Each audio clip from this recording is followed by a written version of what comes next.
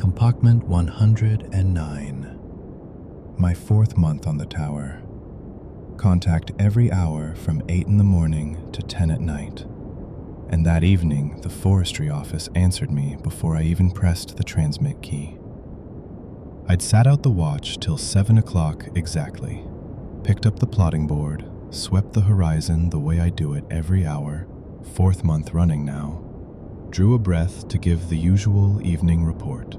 Good visibility, light southwesterly wind, no smoke observed, and the radio set under my hand was already saying it out loud, in my own order of words, in that same voice that answers me every hour from 8 in the morning.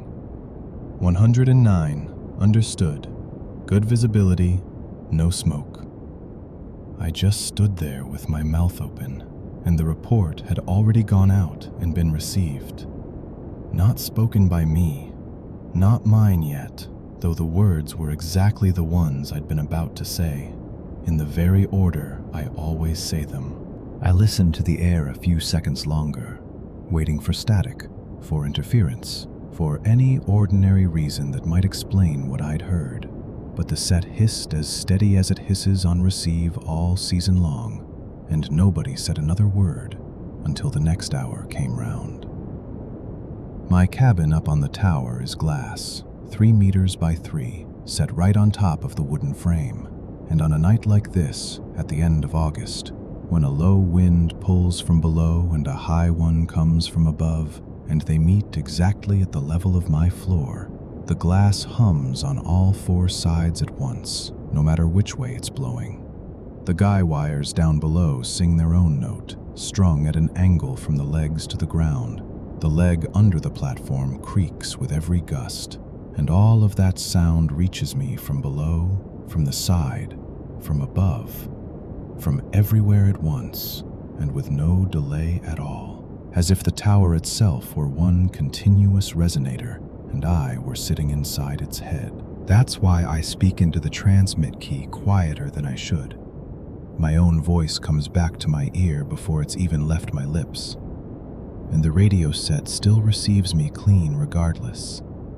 Hisses on receive steady, without a jump and without crackle, in that same everyday note that's grown more familiar to me over 4 months than my own breathing.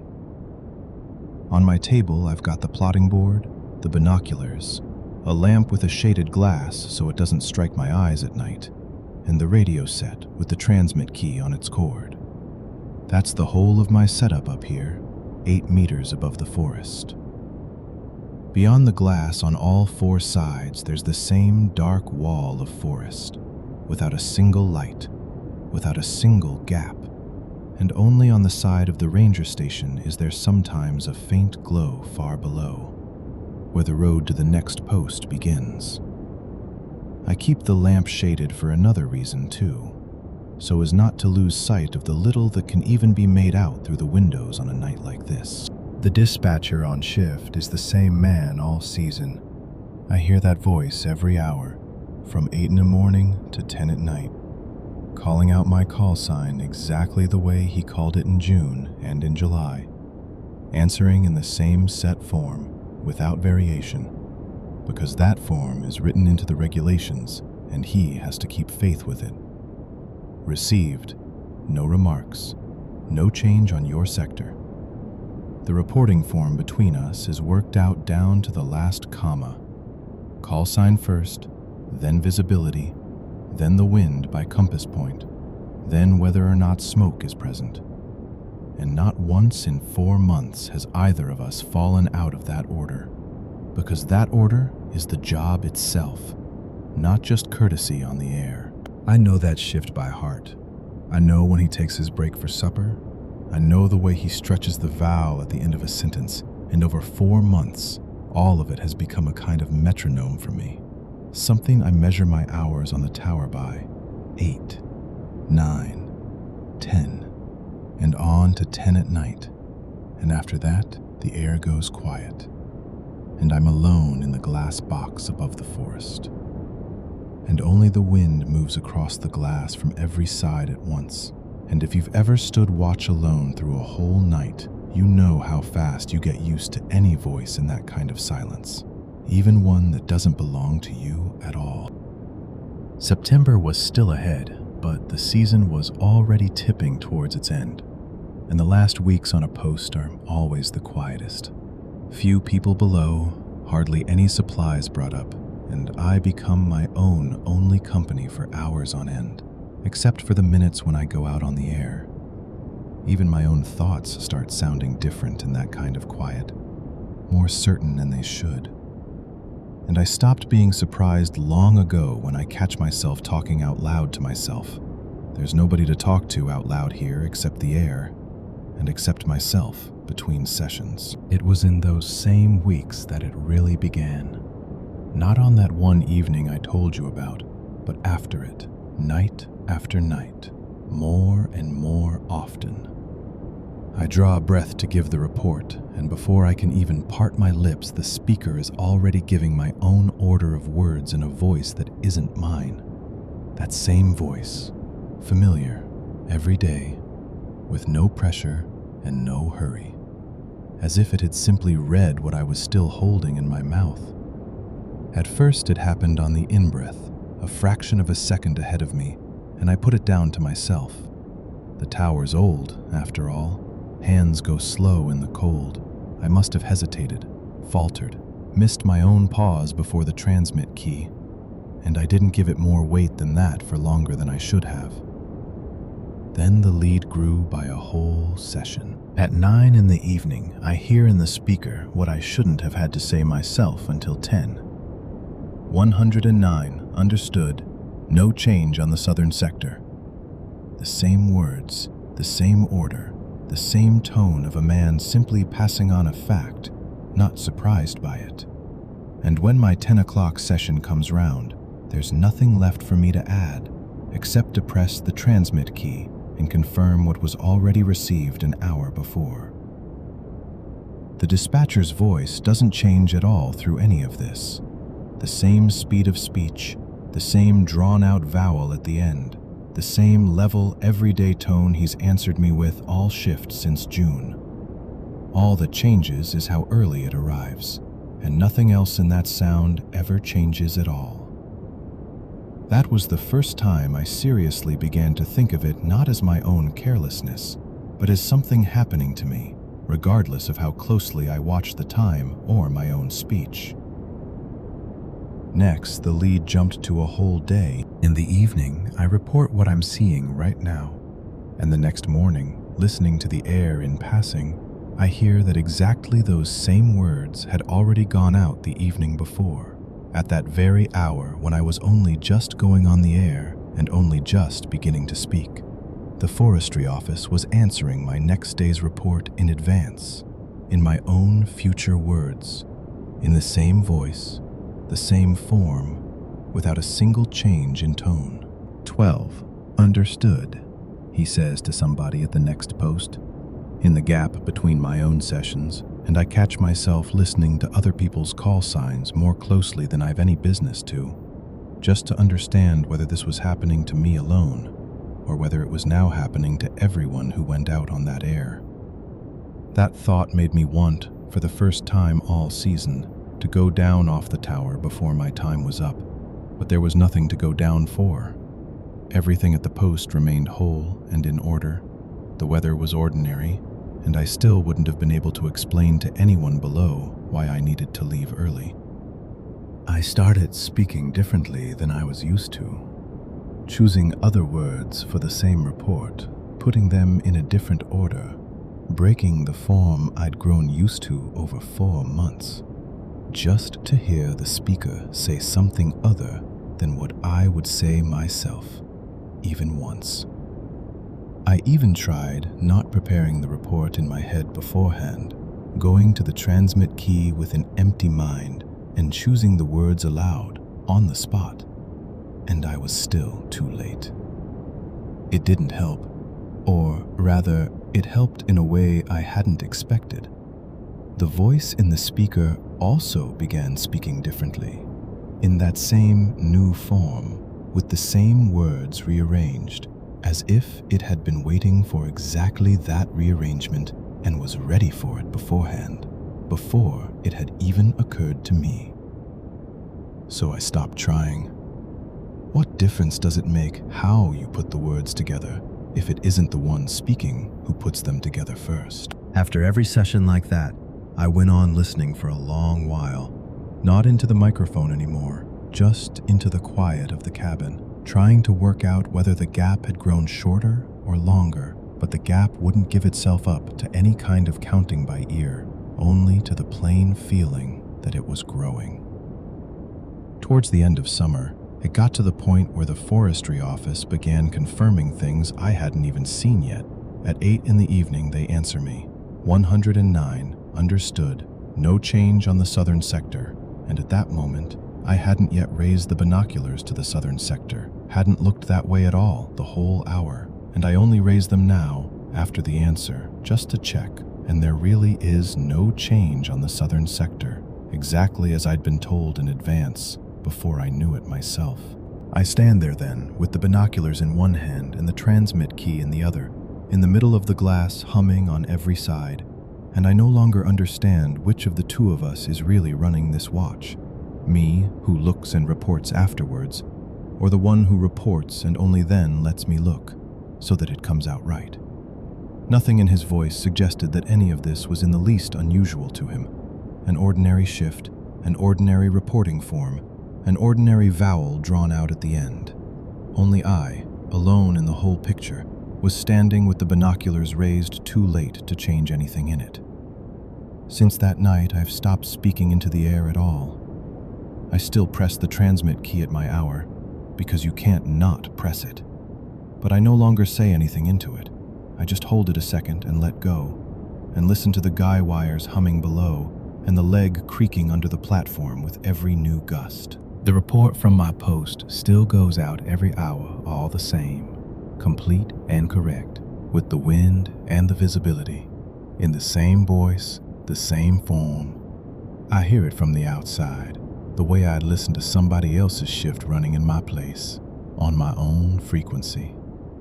Sometimes, holding the key in silence, I still manage to think my own report through to the end, word by word, just to check whether it matches the one that already went out an hour before.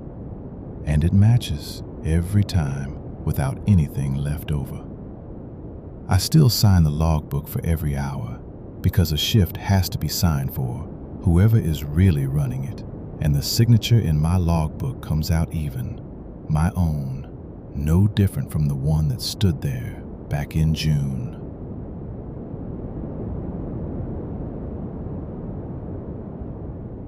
22 kilometers to that burn as the crow flies, and on foot it's 2 days each way. And that's only if you don't have to go round the bog, which you always do, half a day's detour on its own. So when I tell you I can see something out there, the first thing you need to understand is this. I can see it, and I cannot reach it. And everything I'm about to tell you is really about that distance, not about whatever is sitting at the far end of it. It's noon in the cabin right now, the middle of July, and the heat is so thick that the air over the tower roof visibly trembles, even from here, even through 2 layers of glass. There's no wind at all, not the faintest breath of it. The guy wires, which sing and rattle in different voices on other days, hang silent today, and the cabin glass, which usually hums on any draft, stands quiet, like the inside of a closed cupboard. The only sound here is the roof metal, ticking as it heats, and the grass down below the tower, churring on and on, steady, without a single pause, as if someone down there had wound up a little machine and forgotten to switch it off. In all that silence, my own voice takes up too much room in the cabin. I hear it more clearly than I'd like, and that's why I speak rarely today, in short pieces. In this heat, in a glass box, there's no other way to do it. I drew the blind on the south side back at 10 this morning, or there'd be nothing to breathe by noon in here. And now the light comes only from the side where I keep the plotting board with the sector marked on it, and the compass on its tripod, and the mug of tea poured this morning has long since gone the temperature of the air, and I drink from it more out of habit than thirst, because you don't want anything hot in this heat, and there's almost no taste left in it now, only warm water with the leaves in it, which I'll finish by the end of the shift regardless, the way I finish every mug here, year after year. I've sat on this tower more than one season, and I know the sector in front of me by heart well enough to name any hollow, any low ridge, any old burn 20-odd kilometers from here with my eyes shut. And right now, I'm not looking for smoke. There's been no smoke in my sector for a long while. I'm looking through the binoculars at one particular burn, old and cold, about 4 years dead now, lying far off on the distant slope. Over there, if you were standing beside me at the window, I'd point and say, there, left of that ridge line, where the forest breaks off in a gray patch. This is the 4th season I've kept that burn in my sector, and for all 4 seasons, it behaved exactly as an old burn should. Nothing on it ever changed, except that the brush crept in a little further from the edges each year, and the grass burned out every summer to the same even straw color under the sun. And this season, about 3 weeks ago, I noticed a pale strip along its edge for the first time, where there used to be just the ordinary border of the burned ground, the plain line between the old black forest and the living green. There now runs a cleared line, cut and leveled, as though someone had gone along it and taken away everything down to the bare earth. The work is done properly, I can see that at once, because in all my years on towers, I've seen such strips dozens of times. It's what they call a firebreak, cut along the edge of burned ground exactly the way a firebreak should be cut, except a strip like that can only be made by hand or by machine. And in all 3 weeks, nobody has walked in there, and nothing has driven in there, and I'm as sure of that as I am of my own name. I know this not because anyone reported it to me, but because I see it myself. No aircraft has passed over that square. Not one flight has gone over it this season. I keep my own count of aircraft, and this isn't one of them. On foot, it's a minimum of 2 days each way to get there from anywhere. The country is empty out there. No road, no path, nothing but hollows and bog. And nobody in their right mind would walk in for the sake of one old cold burn that's had nothing left to put out for years. But the strip is growing. Not by rumor, not by guesswork. I see it myself every day at the same hour when the sun climbs high enough for the whole slope to be lit evenly, without shadows, so the strip can be made out from end to end. I don't measure it by eye, and not by paces, which nobody's ever counted out there anyway, but by the marks on the reticle. Inside my binoculars, across the field of view, there are fine marks etched in, an ordinary thing for a lookout to have, used for measuring distances and sizes at any range, as long as you know how far off the object is. And I know my own distance to the meter, because that sector has been marked out on my plotting board, in detail, for a long time now. So then, by those marks, the strip took up 1 length yesterday evening, and another length this morning, and the difference between them is exactly 3 marks on the reticle. Not 2, and not 4, exactly 3. And it repeats that way day after day, as if somebody at the far end of the world were measuring out their work by some scale that I alone can see in my own eyepiece and nowhere else. Forest doesn't grow that way, I know that for certain. Brush doesn't advance in such even steps. Fire doesn't keep such an even pace either.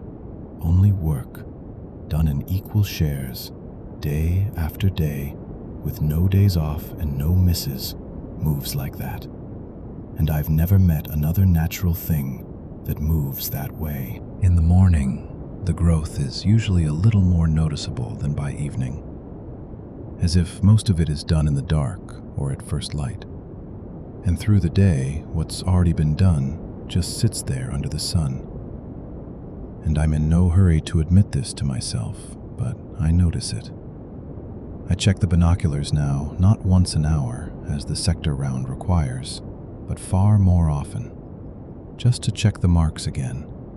And every single time it comes out the same, from yesterday's mark to today's mark. Exactly 3 marks. Not a hair more, not a hair less. And in all that, I don't see a single figure there. Not once. Not for an instant. Not even at the very edge of what the binoculars can pick out. And my binoculars are sound. The glass is clean. I wipe it every morning. There's no distortion, no vague shape at the edge of focus. Nothing like that. I'd notice it at once. I've been doing this too long to mistake a patch of light for a person. There's no movement between the trees, no fire, not even a wisp of smoke from a fire, not a single sign that anyone sleeps on that burn, or even passes through it. There's only the work itself, tidy, even, longer with every day, and a complete absence of anyone who could be doing that work. I checked mark against mark several times over, so as not to trust myself on a first look. I turned the binoculars on a neighboring stretch of the same slope, nothing remarkable about it, and counted the marks there between one landmark pine and another, to make sure the reticle itself was true and the heat wasn't playing tricks on my eyes. And then I went back to the strip and found the same difference again, the same 3 marks over yesterday's, as if somebody had etched their own measuring tape into my eyepiece, made to measure out that one piece of work and nothing else. On the plotting board, I long ago worked those marks out in meters for myself, just to understand the scale. But I don't feel any pull to say that figure out loud. What matters far more to me is that every time it comes out, the same number of marks, over and over, as though at the far end of it, meters mean nothing at all, and only the count on my reticle matters, on the one instrument that belongs to nobody but me. The radio in my cabin works as it always does. The neighboring post comes on the air on schedule. The forestry office takes my reports at their set hour, and the voice on the other end is always the same, familiar, alive. And I've never once asked it about that burn directly, not because I'm afraid to ask, but because I already know the answer. Nothing is down for that compartment in the work plan. I looked at the assignment sheet myself at the start of the season, and that burn stands there with no marks against it at all, the same as it stood the previous 3 years. Could I walk in and look with my own hands? No, and that, I think, is the one thing above all I need you to understand from this whole account. 2 days on foot each way, 4 days there and back, and this post cannot be left, not for an hour, let alone for 4 days. I'm the only one on this tower. There's no relief, and the sector never goes without a lookout in the middle of the season. I can't photograph it either. All I have to work with is the binoculars and the compass. No lens with anything like the range to capture it and show it to someone on paper. All that's left is to watch it myself, hour after hour, and measure the marks, and understand that I'm the only person who sees this at all, and that nobody can check it by hand, because nobody will get there by hand before I do, and I cannot get there at all. I did try to put it in a report once, wrote it carefully, without pressing the point, that in such and such a square, a cleared strip of unclear origin had been noticed, and got a question back. Who exactly is working there right now? And I had nothing to answer, because I don't know and cannot know. And the next report, I wrote more carefully still, without the details. Just noted a change in ground cover, the way you'd note the most ordinary thing there is. The strip, meanwhile, keeps getting longer. Yesterday it was 1 length. Today it's 3 marks longer. And tomorrow, I'm almost certain it will be 3 marks longer again. And when I watch it for a long stretch, in the very quietest hours, when even the grass below falls silent for a minute, I start to feel that I'm not watching a forest or a fire at all, but somebody else's work, measured, unhurried, going on in its own course whether I'm watching it or not. But that isn't the frightening part in itself. What's frightening is this, that this work is quite certainly needed by somebody, because it's so tidy and so even. And who exactly needs it, I have no way of finding out, because the 22 kilometers between me and the answer stay 22 kilometers, however many days I sit at this window.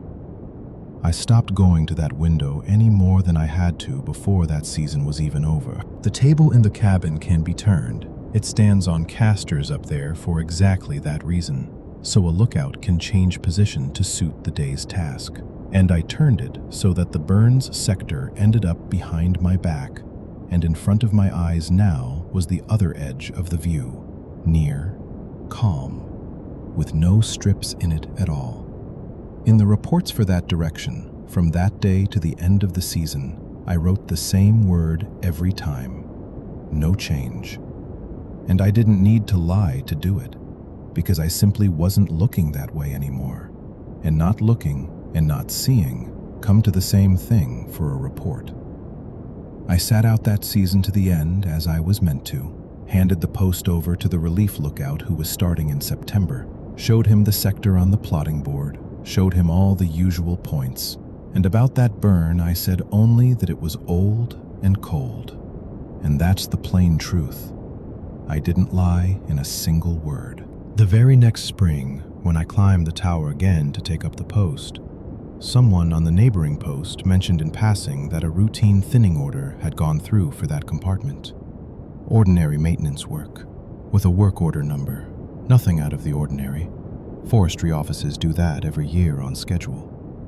And I, the way I had in the months before, turned the binoculars on the distant slope, and by that same reticle in the eyepiece, saw that the new boundary lay exactly where the old strip had stopped, mark for mark, as if somebody had known all along exactly where that work would one day be needed.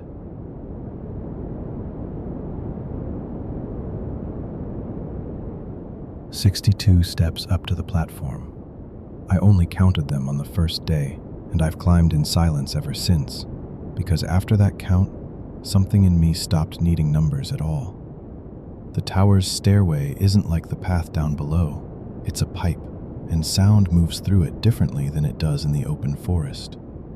Every step of mine carries up to the platform I haven't reached yet, and down to the ground I've already left, so that my foot is still in the air while the sound of it is already up there, waiting for me before I've even arrived. And if nobody's warned you beforehand what kind of pipe this is, you won't believe how sound behaves inside it. The wooden frame holds onto it, won't let go, and any little rustle travels up and down the leg longer than it should, as if the stairway keeps repeating something to itself while I climb. Down at the base of the leg, there's no wind at all, not a breath of it, only the creak of the steps underfoot. But halfway up the flight, it suddenly appears from the side, drags past my cheek, steady, almost nothing. And closer to the platform, it's already cutting properly, roaring into my ears so I can't hear my own footsteps. And I know these borders by heart, flight by flight, the way I know that somewhere on the upper flights, I start running out of breath and talking in short pieces, in time with my steps, out loud, to myself, because if I stayed quiet, I'd hear nothing but the hum of the leg. And climbing with that is harder than climbing with the load on my back. The load does its own work too. It presses down on my shoulders, drags them back, and on every step I have to lean forward a little so I don't tip backward. And it's in that lean, in that constant leaning of the body forward, that I talk, because my breathing is already thrown off on its own, and a word said out loud seems to steady my pace better than just counting in my head. Before this tower, I'd worked more than one season in a logging crew, where there were always people around. Chainsaws, talk that never let up for a minute, someone always asking again, someone always answering, and a thought never got the chance to stay mine alone for long. But here, this first season, I'm on my own, and the radio set hangs on my belt in a worn case, the strap crossed over my shoulder, and the transmit key I carry at my side, right up against my body, where a regular work knife used to hang back on the crew, only now it's the key instead of the knife. I climb up, almost always with a load. Water one day, batteries another, a coil of wire for the antenna, or just a sack of dry rations for the shift. And on the climb, the pack strap presses the radio set against my side firmly with its whole weight, and holds it there flight after flight. And the transmit key sticks on its own from time to time, without my finger anywhere near it, simply under that constant pressure of the strap. And for quite a long time, I didn't know any of this, because the radio set stays silent while it happens. No click, no light, nothing at all to tell me it's open on transmit right now and carrying my voice further onto someone else's desk without my knowing. This is how I found out. I'm climbing, halfway up a flight, breathing between words, muttering something under my breath like, "Smoke seems like, maybe from that side where last year's burn is," just to test the thought out loud for myself, for no one else. An ordinary habit of mine on the climb, no different from the one I'd had a week before and would have a week after. And up on the platform, the radio is already crackling, a live crackle, not interference, and the dispatcher's voice, recognizable, the very one I'd checked call signs with just yesterday before the shift started, asks straight out, as if I'd called him myself. "Say again where it's smoking? Didn't catch the start." I'm standing there with the door key in my hand, not understanding what's even happening. I even turn round, as if someone had been standing beside me who could have said it in my place, because I hadn't made a call, hadn't pressed the transmit key. And the voice on the speaker is already asking again, irritated, telling me not to sit on a report if I'm seeing something, and there's nothing unusual in that irritation. The dispatcher's a busy man on our patch. He's got no time to wonder where my voice came from on his frequency. It turns out worse further on, gradually, in pieces, over several shifts running. What I mutter under my breath on the climb isn't just heard at the other end of the frequency. It's logged as a report I've submitted, with a time, with a compartment number, with an exact wording, and the forestry office acts on those records. Really acts. Not just for show. Once, out loud, to myself, going up the higher flights with a bucket. To hell with that plot past the burn. Second year running of nothing but losses. No sense working it anymore. Just in frustration. Not to the dispatcher, not to anyone at all, only to myself. To get the tiredness out and make the climb easier. And a few days later I hear at the ranger station that the plot past the burn's been closed. The people pulled off it, citing my report on its condition. Though I never made a report, I only said it out loud, for my own ear, climbing the stairway with a bucket of water. At the ranger station, where I go down for supplies, there's the dispatcher's log. A thick notebook in an oilcloth cover. Frayed at the corners, it usually lies at the edge of the duty desk, held down with a pencil on top, and whenever I come by, I always glance into it. Not that I have to, just a habit. It worked its way into me on its own somehow, back from the crew, where I always wanted to know what had been written down for the shift. And there, under that same date, stand my words, but not word for word, only as their sense, retold in a stranger's hand.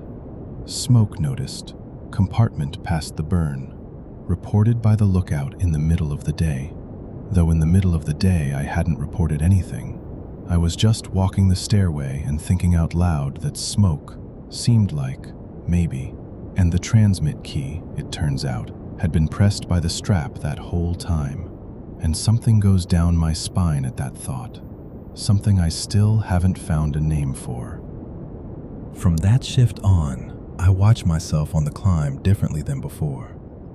Before, I'd just breathe and think out loud, to make it easier to drag my feet up the steps.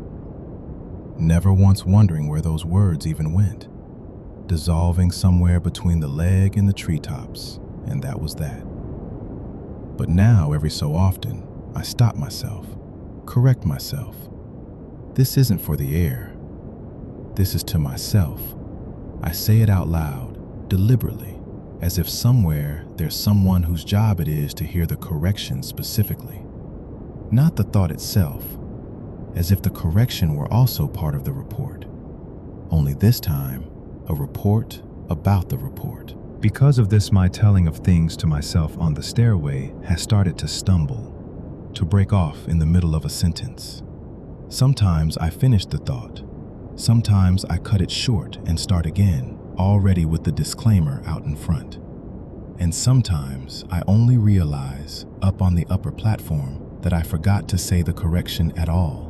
And then I stand there, catching my breath, and say it after the fact, trailing behind my own words, though I know perfectly well there's no use in it, since it's already too late either way. I get confused about which correction I've made and which I haven't, because there are quite a few of them by the end of a shift, and at some point, that very confusion becomes as much a part of the climb as the steps and the breathlessness. Sometime later, at the ranger station, the log speaks to me in more detail. Not the sense of it retold, but my words verbatim, in quotation marks, in that same neat stranger's hand. Smoke seemed like, maybe, from that side, exactly as I said it, with that very seemed like in the middle, which I put in purely out of habit, to soften it, and had nothing to do with the actual reading, and which a man seriously filing a report would never have put there. The entry stands in the log as a complete report, with my signature, which I certainly never put there, because I wasn't at the ranger station that hour at all. I was climbing the stairway far away from it at the time, and the signature is written out in that same even, neat stranger's hand, as if someone whose job it is had signed it for me. One time I tested myself on purpose. Took the fuse out of the radio set halfway up the climb, turned it in my fingers to make quite sure I really had taken it out, that nothing was going out over the air, and out loud, deliberately, said something thoroughly awkward. That I'd been a fool to come here at all, that it was easier in the crew, that from this silence on the tower I'd soon be talking to myself worse than I already was. Said it on purpose, without the fuse, looking straight at the radio set itself while I did it, as if I were waiting for some answer from it, though I knew there couldn't be one. It stayed honestly silent, the way a switched-off instrument is silent. And that evening, at the ranger station, in the log, I found exactly those words, in the same hand, with a note beside them. Said quietly.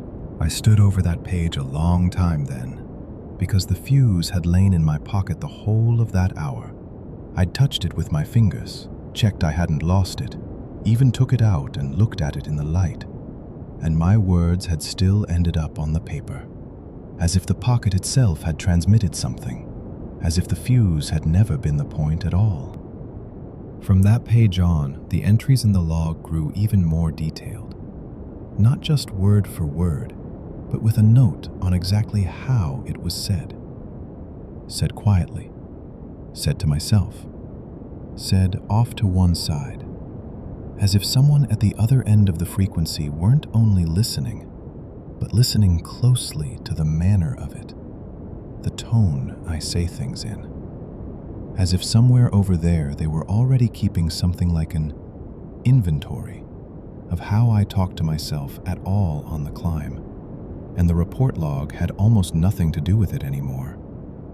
I flip back through the pages, compare the hand, the notes, and I see the detail growing steadily, page by page, as if someone were methodically getting better and better at writing down after me. And one day I find an entry, there in the same hand, timed deep in the night. Though at that hour I was asleep in the cabin up top, the radio set lying switched off on the table. I remember it for certain, because before sleep I'd clicked the switch myself and even checked that the little light on it had gone out. And the words standing in the log are mine, exactly the ones I sometimes, by the crew's account of it, speak in my sleep. Words I myself never heard and never could have heard, because for that I'd have had to be standing beside my own bed in the night. After that night, I stopped carrying the radio set assembled. I'd take the fuse out of it for good, put it in an old tea tin at the very bottom of my pack, weigh it down on top with spare batteries so I definitely won't stumble on it by accident, and put it back in out of habit. And I leave the radio set itself in the cabin, switched off, its case turned face to the wall. And for the rest of the season, I go down to the ranger station with my reports on my own 2 feet, once a week, with a written slip in my pocket where I note down by hand everything I've seen that day. Smoke, if there is any, the state of the plots, the weather, and I hand the slip to the man on duty myself, personally, waiting for him to sign for it. So there's certainly nothing left over between my words and the forestry office's paper that could bring them any closer together. On the climb and on the way down, in those weeks, I stay completely silent. I try not to even think a sentence through to the end in my own head. I cut a thought off halfway. The moment I notice it's about to turn into words, and this silent climbing wears me out differently than it used to. In some other way, as if I'm now carrying not only the load on my back, but my own speech too, which I keep on me the whole way. I finished out the season that way, without the radio set at my side, without the transmit key. And all the way down, every week, I'd work out in advance, still on the stairway, what I'd write on that slip, so that up top, I wouldn't mutter anything unnecessary out loud anymore. And it seemed to me that by then I'd finally worked out how to live on the tower properly, without leaks, without a stranger's handwriting on a stranger's paper, that now, at last, there was nothing left between me and the forestry office but the slip, which I brought myself and handed over myself, and nothing more. And on the last day, handing the post over to my relief, out of curiosity I asked the man on duty for the log from the past weeks, just to look, to see if there was anything there at all, more for my own peace of mind than in any real seriousness. The man on duty slid the notebook across the table to me, not looking up from his own papers, as if there were nothing unusual in it at all.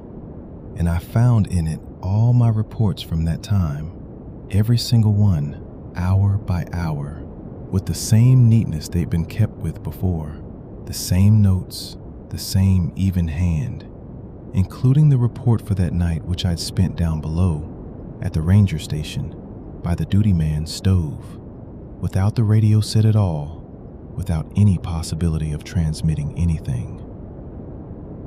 I closed the notebook, put it back on the duty man's table, ask nothing more, and go to collect my things from my post, because my relief still has all 62 steps to climb before evening, and I go down those same steps, one last time, in silence, holding the handrail with my hand where I never used to hold it before.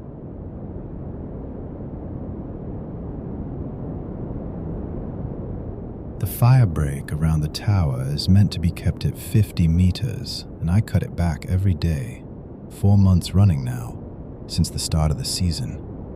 And I suppose it sounds strange to you, a grown man with a cheap knife and a wide-bladed scythe, going out every single day to cut the same ring of ground around the same tower all over again.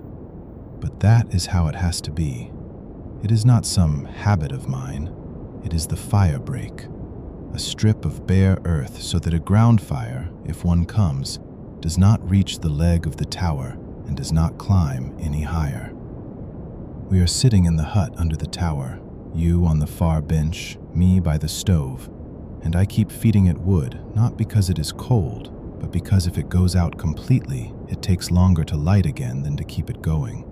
And in an hour, I have to be on the radio again. The forest stands right up against the wall. You saw that yourself walking up here from the ranger station. And down here, right against the timber, sound does not travel anywhere at all. It hits the log wall and dies. Up on the tower, you can hear 20 kilometers out, but down here, you cannot even hear your own voice past the wall, and I am used to it.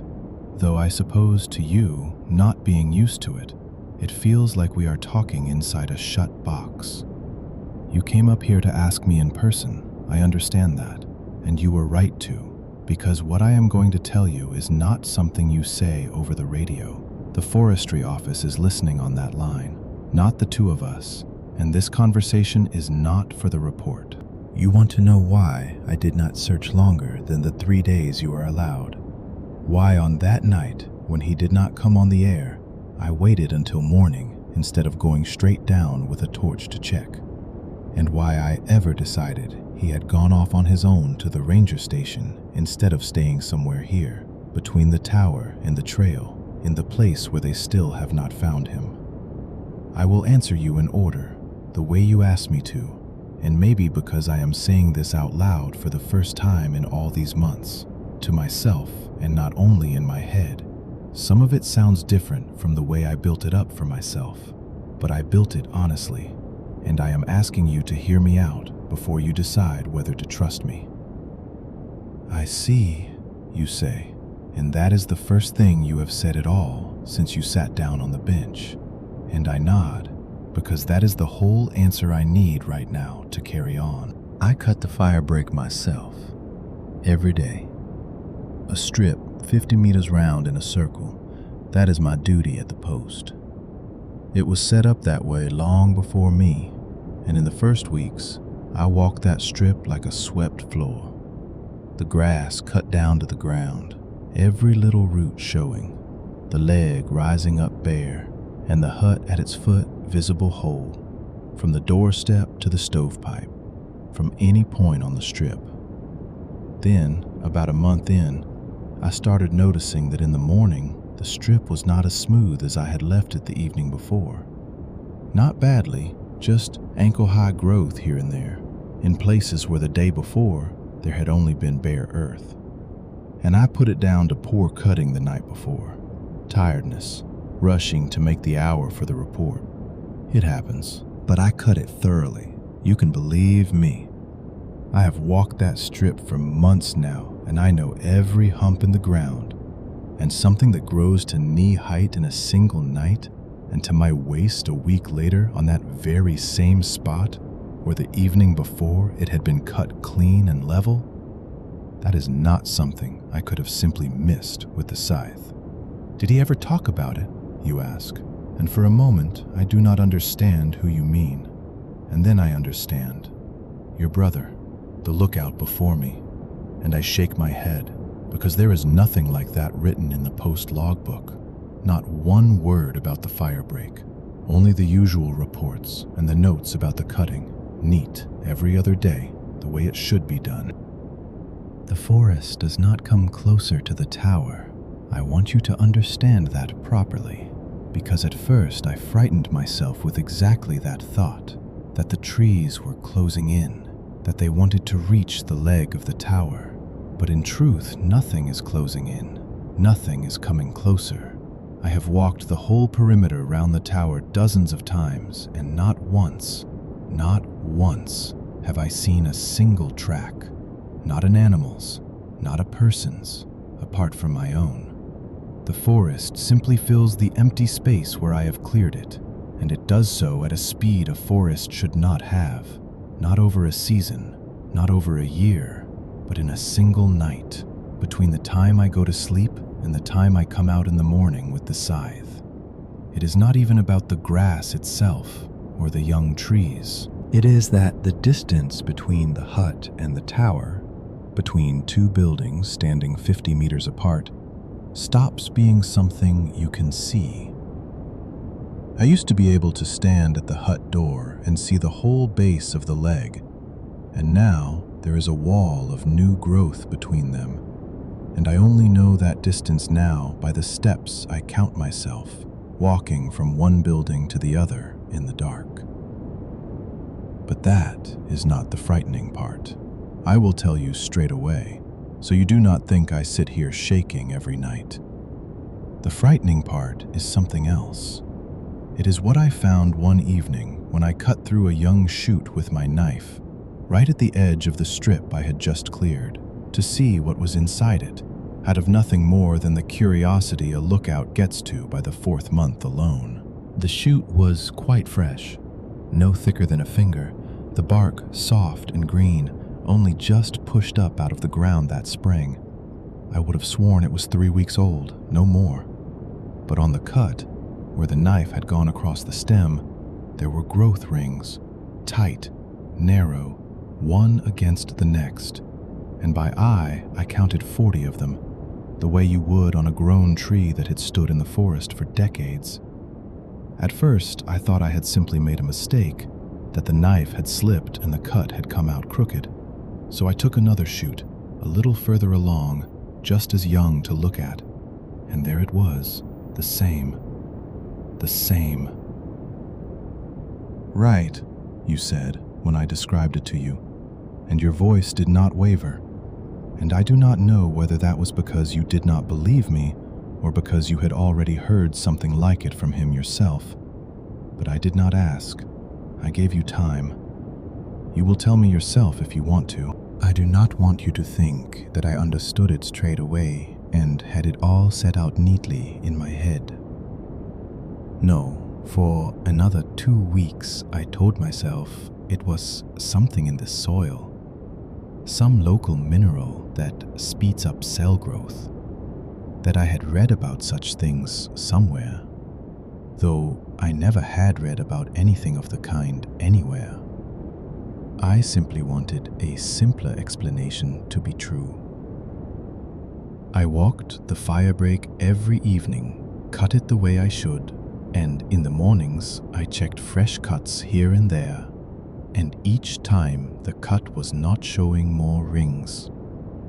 They held steady at that same 40, but showing rings that had grown denser, packed closer against one another, as if the tree were tightening inward on itself, saving space rather than growing outward in width. Within a month, it had become hard to tell one ring from the next.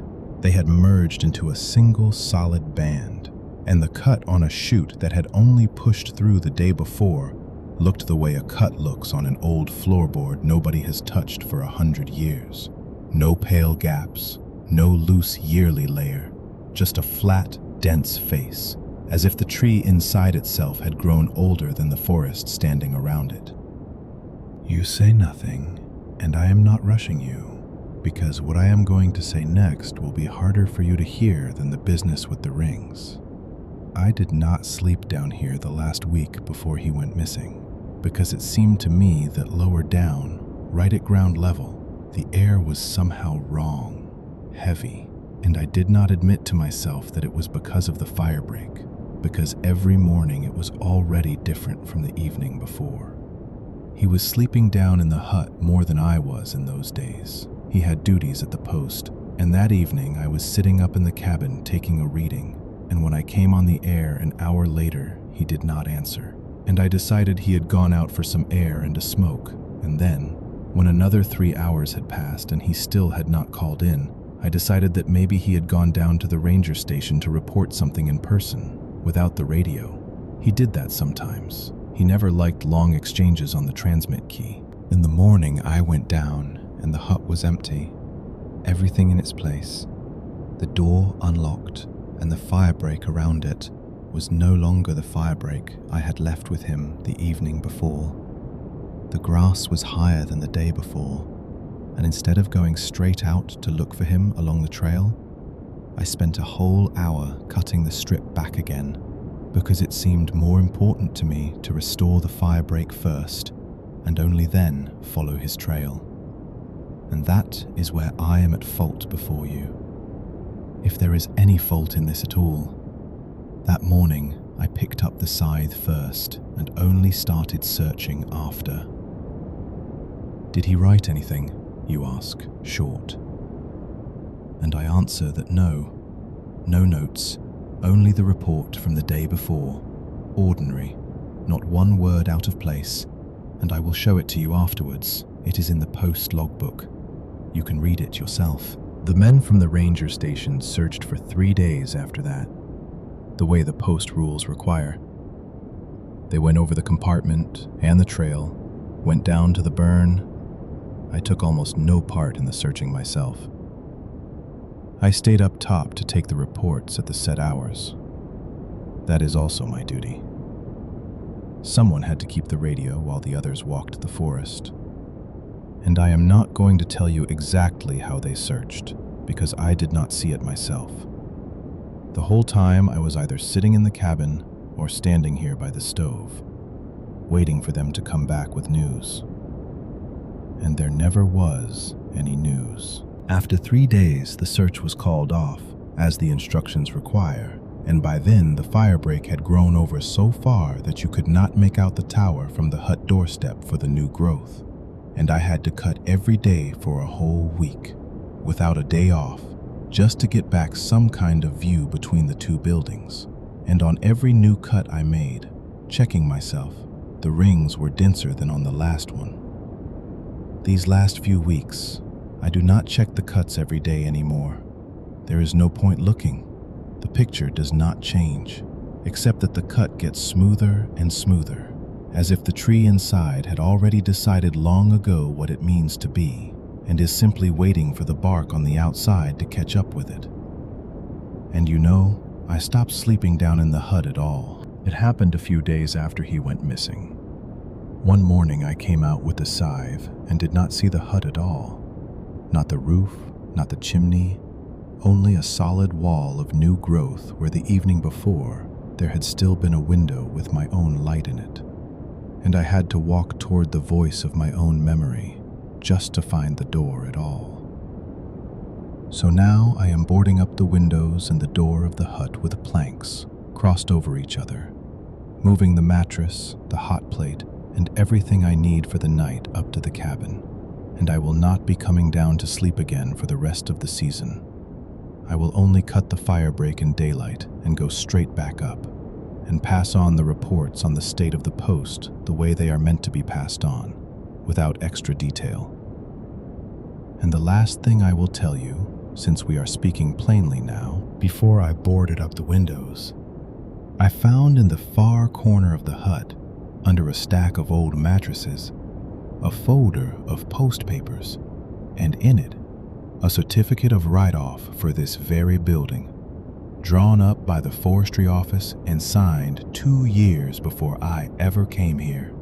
And in that certificate, it says in black and white that the hut under the tower in compartment 141 has been recorded as lost.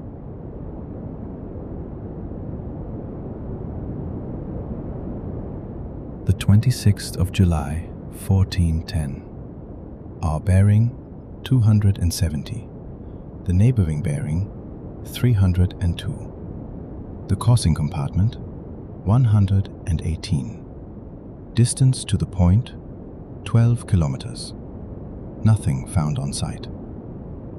The work is plain and familiar. The watchman at the 14th post sees a wisp of smoke over the hollow. I see the same wisp just left of the middle of my window. We check the bearings over the radio in 2 minutes. I draw both lines on the plotting board with a pencil. They meet somewhere in the forest. And if the compartment is close, an inspector goes out from the forestry officer's plot. And if it is far, I write it down and wait for an opportunity. Compartment 118 is not close to me. 2 days walk. An answer will not come soon. And for now, I simply put the numbers down here in my own notebook. Because such a small thing is not supposed to go into the official logbook. Only the confirmed goes there, and the unconfirmed lives here with me for memory. The 28th of July, 1040. Our bearing, 224.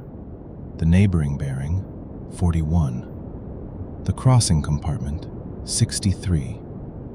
Distance to the point, 19 kilometers. Found, a low ground fire, put out by the inspector by evening of the same day.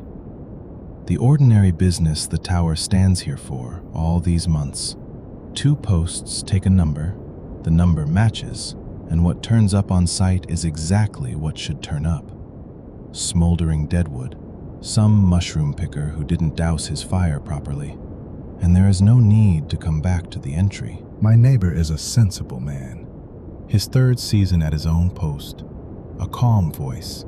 He reads out his numbers without stumbling and asks himself twice over if he doubts his own figure. Our fixes between us are honest ones. Both sides take only what they see with their own eyes and nothing more. The 31st of July, 1620. Our bearing, 268. The neighboring bearing, 298. The crossing compartment, 106. Distance to the point, 6 kilometers. Nothing found on site. The numbers are almost the same as on the 26th. Our bearing is lower by only 2 degrees, the neighbor's lower by 4. And I only notice this when I leaf back through the notebook, looking for a free page, and stop to set the 2 lines side by side. The compartment has shifted from 118 to 106, and the distance to the point has fallen by exactly half, from 12 to 6. It's nothing, I think. The smoke could easily have risen from the same hollow. The wind is different after 5 days. The lines were bound to shift.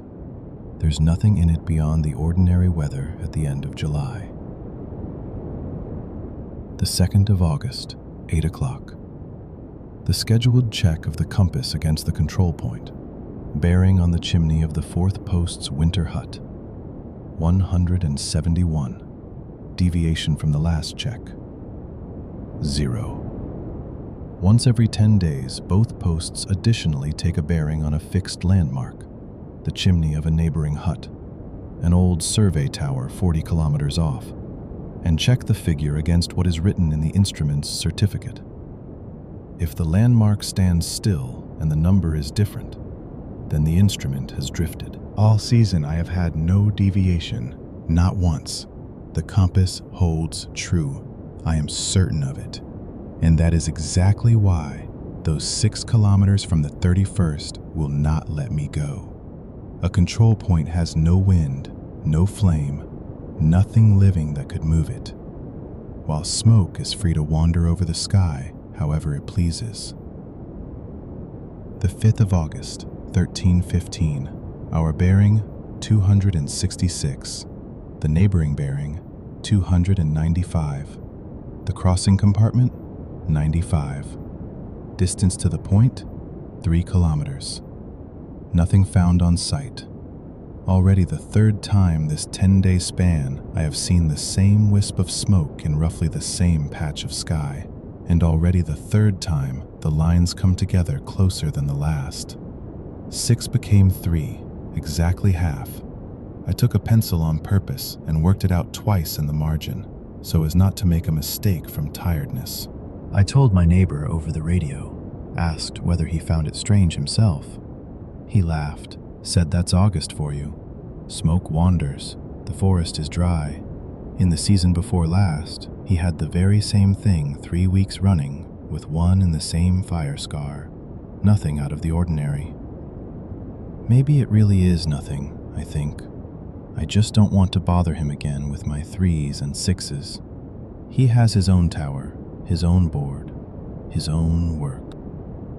The 7th of August, 9:30. Our bearing, 142. The neighboring bearing, 316. The crossing compartment, 40. Distance to the point, 23 kilometers. Found, a smoldering stump from last year's burn, doused by the inspector. My neighbor took the bearing first this time. I only confirmed my own line after him. All as it should be.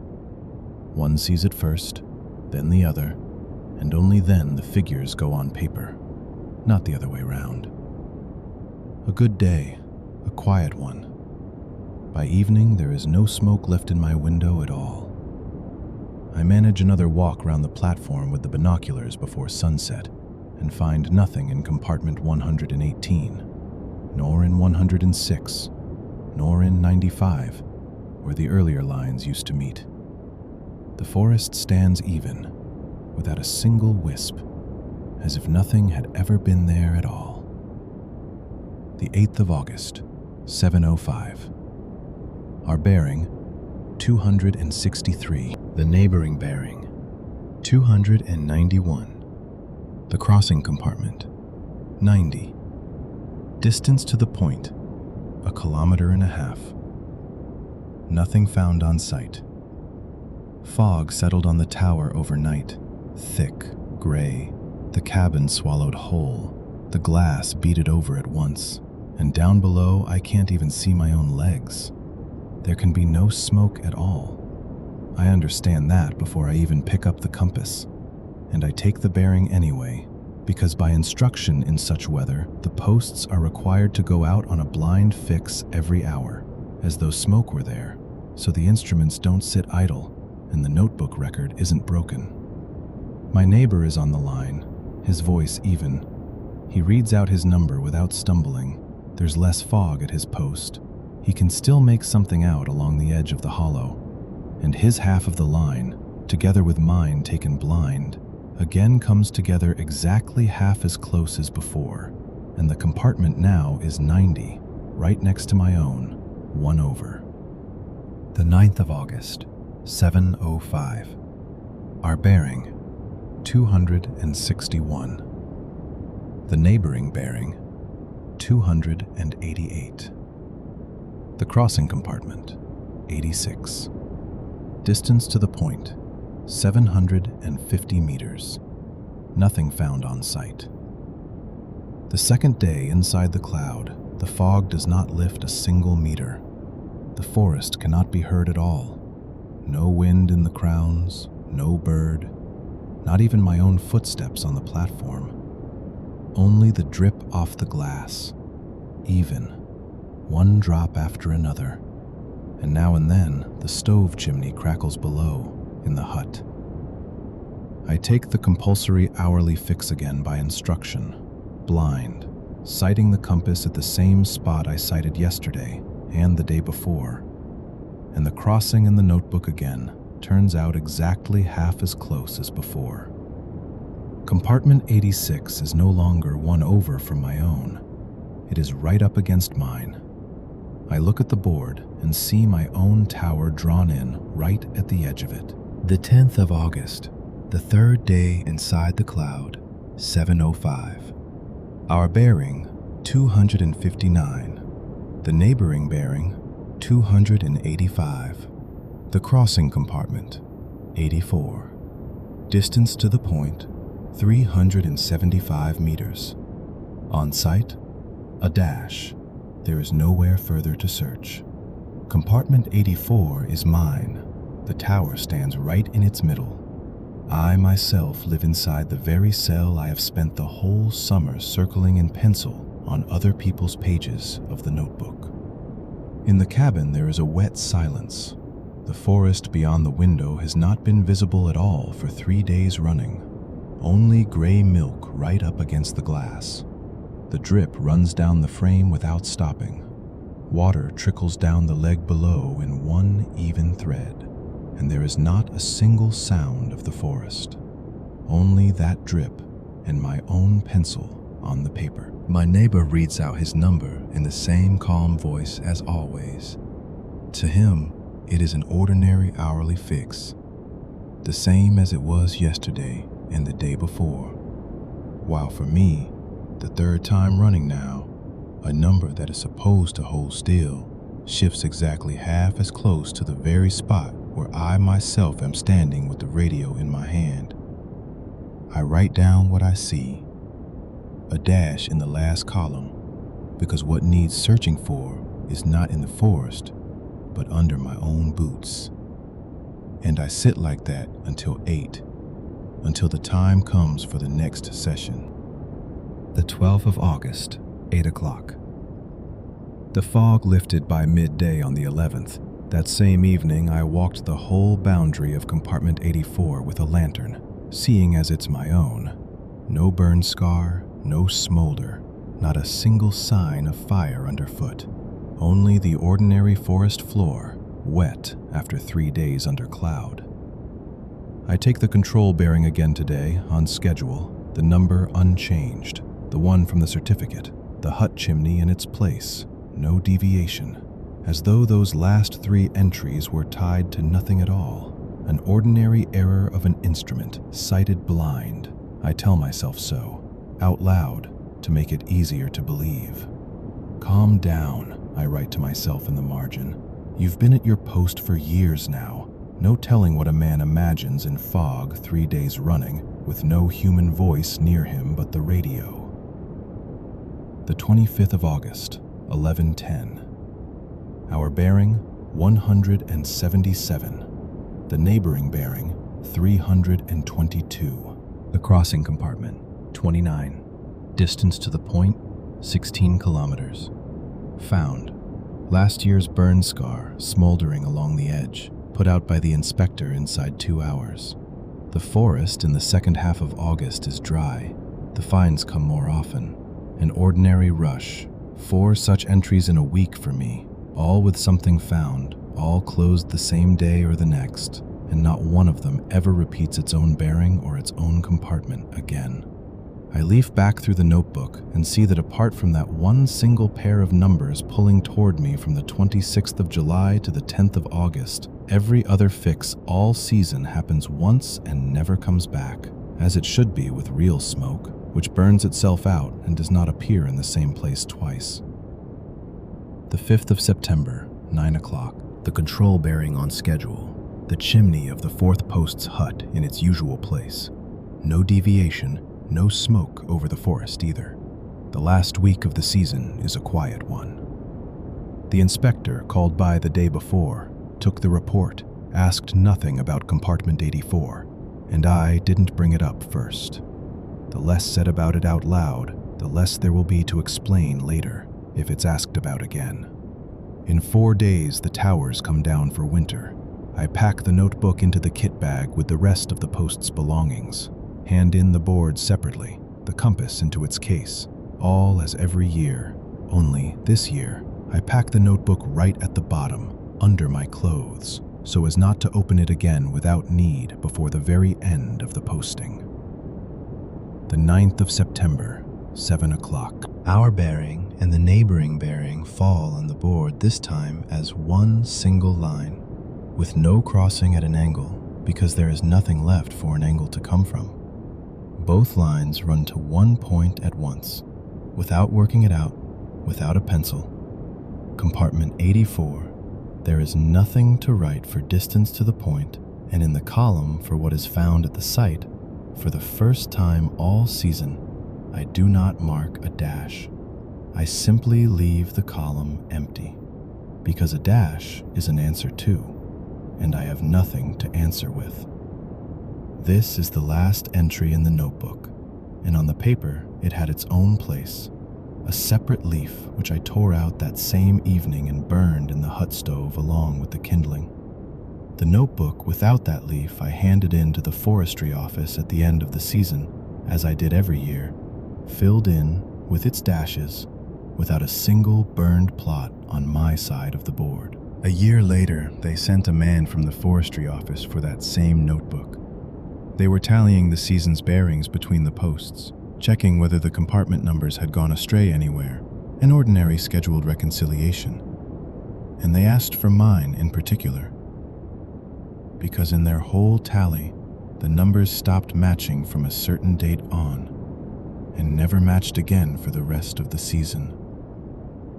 I said I had handed in the notebook as required, complete, without anything held back, and that is almost true. One leaf is missing from it, and which date it was I did not tell the forestry office. And no one asked me quite so directly.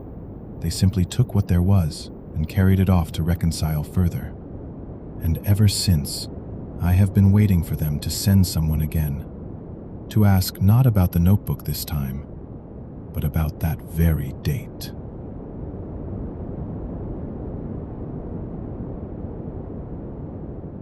The dry summer thunderstorms hit this compartment 12 times a season, and it became clear early on that counting them was beside the point. It was never about the number. It was about where exactly the lightning struck, and it struck anywhere at all, anywhere except my tower. The cabin stands 4 flights above the tree line, higher than everything around it for 20 kilometers in every direction, and every forestry lookout tower carries a lightning rod by regulation, mine included. I checked it myself in spring. A thick cable running down the leg to the ground under the footing. Regulation says that in a storm, you climb down into the dugout and wait it out there. And for the first few years, that is exactly what I did. But now, I stay up top, in the glass, because I need to see more than I need to sit in the dark, listening through the earth for what I could just watch from above. The strikes come down across the whole compartment at once. I track them from the tower the way I track anything else on the job, marking bearing, marking range, and with every season I see more clearly the thing I do not want to see. They land around me in a ring, and I am never once inside that ring. There is nowhere in the cabin to hide from the storm, even if I wanted to. The headset crackles with static at every near flash. The thunder comes through the glass hard enough to shake it in the frame. All the ironwork of the tower, the ladder, the rails, the guy wires, answers every strike with a long, thin ring. And the rain does not fall evenly on the roof. It comes in bursts, as if someone above were throwing it down by the handful. There is not 1 second of quiet in a storm night up here, and there is no point speaking softly. You cannot even hear yourself over that noise. And as for the other end of the line, my voice reaches it worse than the static reaches me back. I reach for the radio, call the station below, shout into the microphone that I am watching strikes in compartment 123, that I have seen a hit on the deadwood at the edge of the firebreak. I give bearing and range, and I cut the sentence off halfway through because the thunderclap comes right over the roof and drowns my own voice in my own ears. After that, there is only noise in the headset. No answer, no confirmation, nothing that resembles a voice, just the even hiss of static that I cannot pull a single word out of. And I wait and call again and shout the same thing a second time, that it is compartment 123, that the deadwood is burning, that the strikes are landing around the tower and not on it. And again, nothing in the headset. If you can call it nothing with that much noise outside. Whatever the dispatcher answers, I do not hear it at all. Not a word, not a sound that could pass for a voice. But I know by heart what regulation says the answer should be to a call like mine in a storm like this, and I answer that expected answer as though it had already come. I shout into the microphone that I am not going down, that from up here I can see the whole compartment at once, that if I go into the dugout I will miss the fire, and from the dugout you cannot see the fire at all. They do not believe me. I can tell from the pause after my call. It runs longer than usual at times like this. And then the radio clicks again, as if someone were flipping a switch down there and drawing breath for another call. And I shout again, louder than before, that I am standing in the cabin, that I am watching the strikes with my own eyes, that I am reporting the truth, repeating almost word for word what I said a minute ago, because I am not sure it landed the first time, and there is no way to ask. After every call of mine, once the long pause is over, there is only static, even, shapeless, and I learned a long time ago not to look for anything in it beyond static. On a night like this, the ear is ready to take anything for a voice, if you listen long enough. The strikes that night land now closer to the tower, now farther, with no order I could ever work out for myself. One hits the dead wood at the edge of the firebreak. The next hits an old larch by the stream. Another hits the post of the fire ladder that stands on its own, 30 meters or so from my tower. Another lands straight into the ground between the footings of the storage building next door, exactly where there should be nothing to draw a strike at all. And after every hit, I wait for the next one, wondering whether this time it will land on the tower. And it goes past again, past every single time, as if the tower were not on the list of things that can be struck at all. By morning, the storm settles. I climb down to see what is left of the dead wood and the larch. I walk the fire ladder post. I check the ground by the storage building footings. Fresh scorch marks everywhere. Split bark, sand melted and set again. And only my tower stands the way it stood yesterday.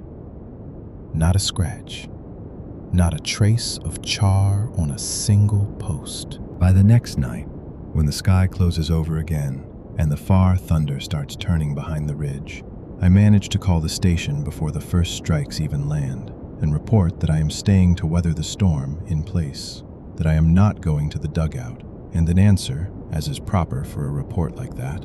All that comes is a click of the radio and static, not one recognizable sound, and the click repeats twice in a row a moment later, as if the transmit key down there is not being let go straight away. And I shout back that I understand the order to come down, but that I am staying exactly where I am, because understanding an order and carrying it out in this storm are somehow not the same thing for me. That night, the strikes fall across the compartment again, with no order at all. Sometimes closer to the tower than the night before, sometimes farther, as if someone were shuffling them fresh before every hit. And I watch it happen all night, marking each flash before I have finished thinking about the last one. And with every hour, it becomes clearer that this is not a ring closing in around me. It does not behave like a ring closing in at all. It simply lands wherever it lands each time, and the tower turns out to be outside it every single time. And somehow, this disorder unsettles me more than a slow closing in would have, because at least a closing in could be counted and understood. You could work out when it would reach you, and this cannot. On that first morning, when I climb down to the base of the leg to check the down conductor, I run my mitt along it out of habit to brush off the dew, and I feel something warm under the cloth, where there should be nothing but cold metal and no warmth from anywhere. I pull the mitt off and touch it with a bare hand, a small streak, as if the metal had melted a little and set again, smooth, faintly raised above the rest of the cable, and it is warm under my fingers, though the storm passed hours ago and the night has not warmed by a single degree. No scorch mark on the post beside it, no soot, no smell of burning, none of the things a strike usually leaves behind, only this streak and the warmth under my hand, which lasts exactly as long as I keep my fingers on the metal and gives nothing else away. By the next storm, a few nights later, everything repeats. The strikes land across the compartment again with no order at all. They pass the tower again. I shout compartment and range into the radio again, and get back only that even static and the rare click of a transmit key, from which, as before, I judge more by the count of pauses than by any sound, that they do not believe me and want it repeated. So I repeat it, twice, 3 times, in the same words, because I have no other words prepared for this report. By morning, I climb down to check the conductor and find 2 streaks on it now instead of 1. The old one exactly where it was yesterday, no smoother and no darker after these days. Beside it lies a new one, just as smooth, just as warm under my fingers, as if both had appeared the same night, though a whole week lies between them. I stand at the base of the leg longer than usual, rubbing at the streaks with my mitt as if I could wipe them away. They do not wipe away. The metal beneath them is clean, simply set in this shape, and I take my hand back, climb up again, and write nothing in the logbook, because I do not know what words would let anyone reading it decide I had not simply been too long in the sun or too cold in the night. After that, the storms come, one after another, and I stop going down to the dugout at all. I do not even raise the question with myself anymore. I simply stay in the cabin, shout the same thing into the radio as before, get back the same static with not one recognizable sound to any of my calls. And with every storm, the strikes go on, going around the tower in a circle, closer, then farther, never closing in, with no visible reason why they land exactly this way today and not another. I stopped being afraid of the strike itself, not because I understood why it will not come. I never had an explanation for that, and still do not, but simply because after so many nights running, it has never once come, and the fear of it has worn away by itself over time, the way any danger wears away once it has promised itself so many times and never once happened. In its place, I start to be afraid of something else, that I have been struck off the list of what counts as high here, that for this storm, my tower is not a place to be hit, but a place that gets avoided. For some reason I cannot make out from below. By the middle of the season, the conductor no longer has 2 streaks, but 4. I count them every morning with my hand, not my eyes. They are easier to find by touch than by sight, because from a distance the metal looks even, while under the fingers you feel at once where the smooth swelling is and where the cable is simply rough as usual. The old streaks have not smoothed out or faded in this time. They are still exactly where they were that first morning, and the new ones settle beside them. A little higher, a little lower, and the cable is starting to look like a candle run through with warm metal instead of wax, alive every morning after a storm, as if something had passed through it in the night and left no scorch, no mark outside, nothing but this streak and warmth for a few minutes, for as long as you hold your hand there. By this point, the dispatcher, as far as I can tell from the pauses between my calls and the clicks in reply, is no longer asking about the weather, but about me. The pauses have grown longer than simply receiving a report requires, and I shout back that I can see better from up here, that I am not coming down, repeating it again and again in the same words as a month ago, because in that time nothing has changed in this respect. I still stand in the cabin through the storm. I still report bearing and range. I still hear only static in the headset where an answer should be, and I still find one more streak on the conductor every morning than the one before. By the end of the season, with only a storm or 2 still to come, the conductor from the base of the leg down to the ground is covered in these melted swellings. I run my palm along it from bottom to top, from swelling to swelling, and I gave up long ago trying to work out how many there are in total, because the numbers stopped mattering. What matters is only that they all remain. Not one of them fades, and all of them are warm every morning after a storm, the same way every time, as if it were simply part of the ordinary routine up here, like the morning report. On the last storm of the season, I do not go down and do not raise the question with myself anymore. I shout the proper words into the radio, shout after them that I am staying put, cut the sentence off on a thunderclap, wait in the headset for static instead of an answer, and when the storm finally moves off beyond the ridge, I climb down in the gray light before dawn to check the conductor one last time for the season and find a new streak on it, the freshest one, warm under my palm, warmer than any before it, where only yesterday there was nothing. When the post changes hands, the inspector who takes the tower over from me before the season closes climbs down to the base of the leg to check the earthing of the lightning rod, as his usual procedure requires, digs the frozen ground beside the footing with a spade, taps at the earthing loop, and finds that the down conductor was never connected to the earthing bar under the footing at all. The bar was set in concrete when the tower was built 30 years ago, and ever since then the cable has run down to nothing, ending in the concrete a spade's depth down, never once earthed in all these years.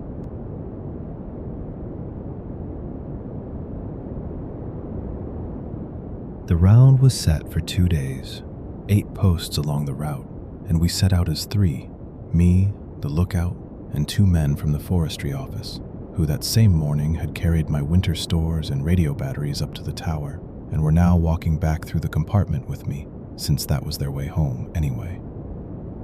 We set off early, while the dew still held on the grass along the cut line, the plotting board in my map case, worn but readable, 8 numbers along the route, 8 boundary posts, 1 at every crossing of the cut lines, carved into the edge by forestry men, who knows how many years back, and touched up more than once since. We went slowly because the paths along the cut lines hadn't been cleared since last summer, and we had to push through raspberry thickets and deadfall, both of my companions carrying packs already empty on their backs, and me carrying the plotting board and the radio at my belt, which every so often woke and said something short in a stranger's voice from the next post.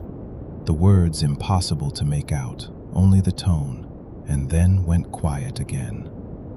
The forest here swallows anything not said within 3 steps. A voice goes sideways and gets lost among the trunks. There's no echo here, never has been. No reflection, no answering sound. Only the crunch underfoot and the occasional mosquito by the ear. And because of that, the radio at the belt seemed like the only living thing in the whole compartment, even though it too spoke in short official phrases, one post reporting to another, nothing personal, nothing meant for us. 8 posts, a number I'd known by heart before we even set out.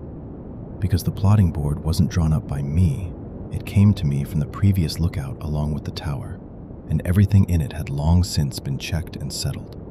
This round I've walked not for the first year and not for the second. I know the route almost by memory, and I carry the board more for form's sake, for the record, than because I actually need to check anything against it. The forestry men walk at the easy pace of people for whom the forest is simply the road home, ordinary and understood, talking lazily between themselves about their own business, about whether they'll make it before dark or not. And I listen to them with half an ear because I'm thinking about my own business too, about the tower, about the hourly report I'll have to send in by evening. The first post stands at the crossing of the cut lines, exactly where the board says it should, and the number carved into it very nearly matches what I've got written down. Only the last digit is cut differently, a 9 instead of an 8. I say out loud that someone must have made a mistake. The axeman was probably in a hurry. It happens. One of my companions agrees. Yes, must be a mistake. Never mind, let's move on. While the other just shrugs and walks on ahead along the cut line. It's all the same to him. He only wants to reach the ranger station while there's still light. We check the direction against a compass, and it matches. The forest on both sides is exactly what the compartment description says it should be. Fir on one side, an old burn already grown over with aspen on the other. And we walk on, not giving the number any weight, because slips like that are common enough in the forest. Every forestry man cuts his numbers in his own hand, and the boards are old, copied from copies of copies. At the second post, I stop for longer, because the number there isn't a slip anymore. It's something else entirely, as though the compartment had been counted from the other direction. And in the carved lines of the number itself, I see a dark streak, as if paint had been drawn along the fresh groove, though the wood around it is dry, gray, without a single sheen, without varnish, without resin, without anything that could have darkened it like that. So I run a finger along the lines to check whether I'm imagining it, and the finger comes away marked. The same dark, sticky streak on it. I rub my finger against my trouser leg, and a streak stays there, straight, the way a chemical pencil would leave one. Only it doesn't wash off with spit the way a chemical pencil does. It only smears wider, and I decide it must be pine resin. It could have run down the trunk from somewhere last summer, and I wipe my hand clean on my sleeve, while the companion beside me looks at me and asks what I'm staring at for so long. We've got 6 more to go today. Let's move on. And we walk on, me with a black streak on my sleeve that I'm not thinking about yet, because ahead is the third post, and by the board, that's where a fork toward the stream is supposed to begin. There's no fork toward the stream at all where the third post should be, but there is one a little further on, exactly where the board says a straight stretch of the cut line without a single turn ought to run. I stop to check again. The compass still shows true. The forest is still real, alive. The mosquitoes bite just as honestly as they did an hour ago. It's only that the stream runs not where I remember it from the map, but exactly where it turns out to belong, if you count the compartment by the posts and not by the board. The forestry men have stopped arguing about mistakes now. One of them says nothing. The other says we should bear left, it's drier that way. And we bear left, skirting a boggy stretch that on the board is marked as dry pine woods, while in fact there's water up to the ankle, rust-colored, peaty. I put it down again to the map having been copied long ago, to the bog having spread over the years. Who knows what happens to water in the taiga over 10 seasons? Only the number on the 4th post, when we reach it, isn't a slip anymore and isn't off by 1. It's a whole other order of counting.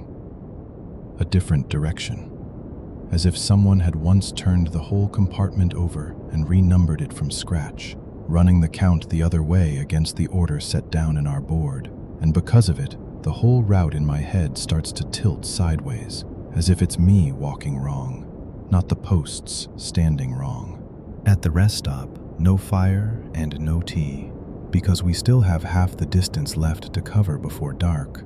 I take out the board to mark the difference for myself, and on the corner of the board, where there's usually nothing at all, a streak just like the one on my sleeve has already darkened, thin, as though a finger had been drawn across it, and I hadn't taken the board out with my hands since that second post. It had stayed buttoned in my map case the whole round. I'd only rubbed my trouser leg, only my sleeve, and now there's a streak on the map itself, on the paper, soaked into the fibers so deep that rubbing at it with a finger does no good. It only spreads wider under the finger, as if it hadn't dried in a whole hour of walking. The second forestry man stands off to one side smoking. The third one, the one who'd been silent, asks what I'm staring at, and I say, "Nothing. Thought I saw something. Must have dirtied the board somewhere." I put the map away, buckle the case shut, and we walk on, because there's no reason for us to stand around here, and the sun should already be low by the 5th post if we want to reach the ranger station while it's still light. By the 5th post, we're arriving almost in the dark, though by the clock it should still be only 6 in the evening. The sun simply sets early in this hollow, the forest thick, the firs closing in over the cut line so that there's little light even by day. And the number on the 5th post is such that the whole compartment, if you accept it, turns out half the size of the one written in my board, as though the real grid is finer than ours, as though the compartments here were cut to a different ruler than the one on our paper. We walk in silence for a while. All 3 of us tired the same way, our feet wet from that bog, our backs aching from packs that are supposedly empty and still grow heavier by evening. The pace shortens.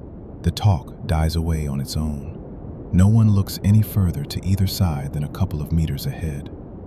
And I notice that in the pocket of my windbreaker, where I never put the board at all, the same kind of streak has appeared too. On the fabric itself by the flap, as though someone had touched the pocket from the inside with the same finger I touched the post with. I reach into the pocket to check. Empty. Only tobacco and matches. Nothing that could have marked the lining like that. And yet, the streak is there. Fresh. Not dried. I test it with a finger and come away marked again. And this time, I don't even try to put it down to resin.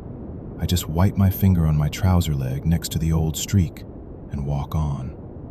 Because the men have no reason to wait for me, and the round isn't finished. We don't find a 6th post right away, because the cut line there has grown over so thickly that there's almost no path left. We go by bearing through the thicket, and when we do find it, the number on it no longer surprises any of the 3 of us. Each of us notes it for himself, some out loud, some silently, and we head for the 7th. Only, the direction this number points to pulls away from where the board leads, sideways, closer to the hollow. And following that same direction, we come out onto a burn just like the one the compartment description says should be there, only shifted to one side by a good 100 meters. The second forestry man says, "Let's move. No point standing around. It's still over an hour to the ranger station." And we walk on, me stepping in his footprints because he holds the path more confidently than I do, even though I'm the one with the map, not him.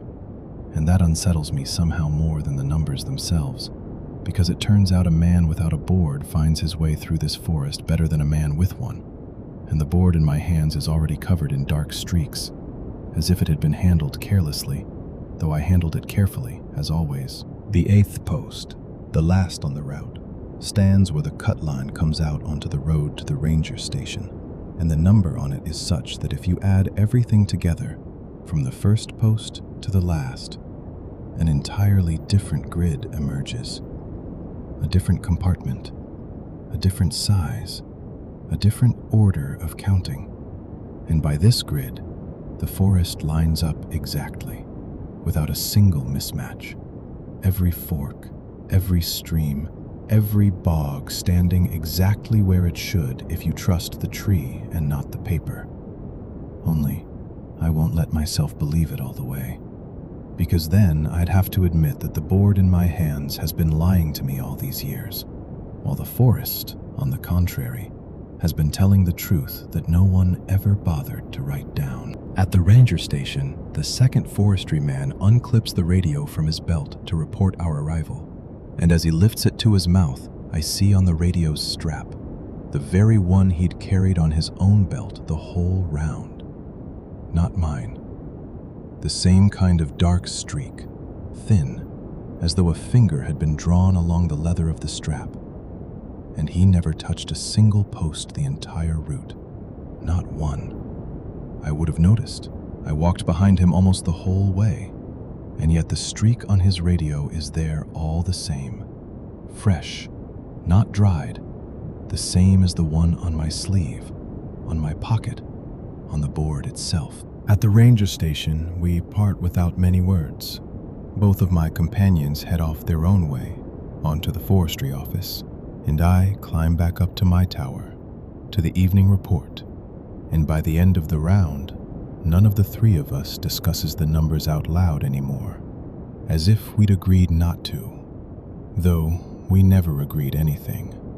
We were simply tired, and the streaks on our hands, on the board, on the straps dry overnight, leaving behind only a gray trace, almost invisible unless you know where to look.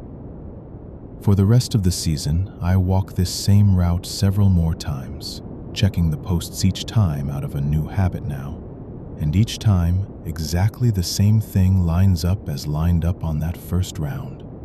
Never differently, never more conveniently, never more simply. The posts hold their grid stubbornly. The board holds its own. And between them, there always lies the same gap. By the end of the season, I take out my own board, scrape off the old printed grid with a pencil, and write in, by hand, over the top, all 8 compartment numbers exactly as they stand on the posts, not as they were once printed at the forestry office, and I hand the board in with the rest of the paperwork when the season closes and the tower is shut down for winter.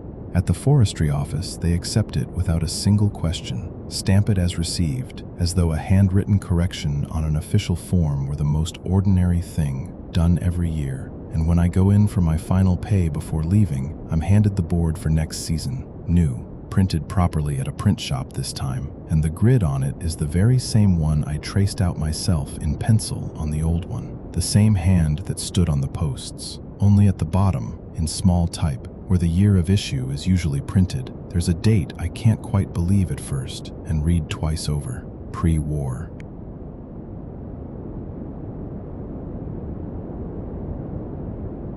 "12 kilometers to the neighboring post as the crow flies. They closed it the year I first came out here, and I've walked the round of my own tower for 5 seasons running now. And the whole time I've known one thing. Past the Firebreak, there's nobody. Only a dark square of taiga and an old clearing that nobody's touched since. I'm standing outside on the open gallery that runs around the cabin. Night, the wind steady up here, coming from one direction and holding for hours without turning. Inside, a lamp burns under the ceiling, yellow, warm. And outside, it's dark on every side, wherever you look. Not a single light anywhere. Only the black line of the forest under an equally black sky. And I walk that line with my eyes every night because there's nothing else here worth looking at. The tower stands on legs, old ones, first put in when this place was built. The gallery runs round the cabin in a narrow ring, about 1.5 meters wide. The rail comes up to my waist, and in 5 seasons I've learned every board under my feet by heart.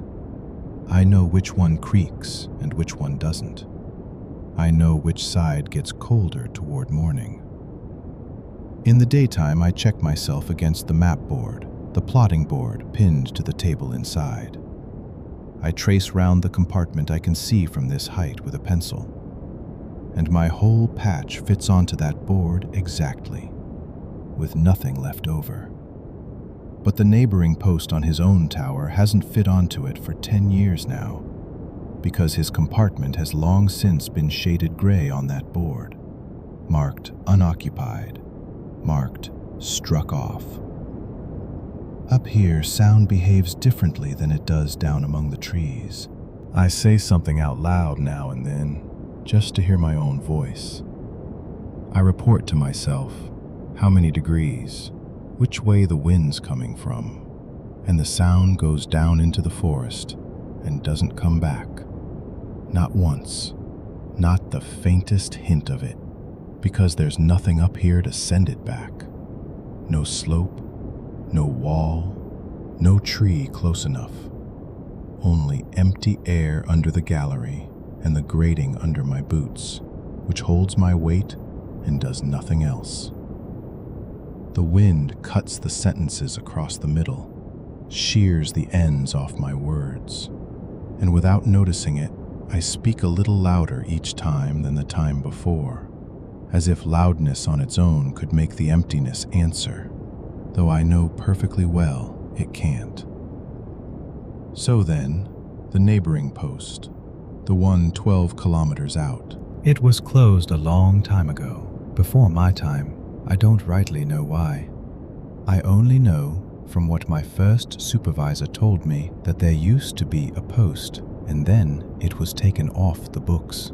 The tower was struck off, the track to it stopped being cleared, and since then it's stood out there on its own, wanted by nobody.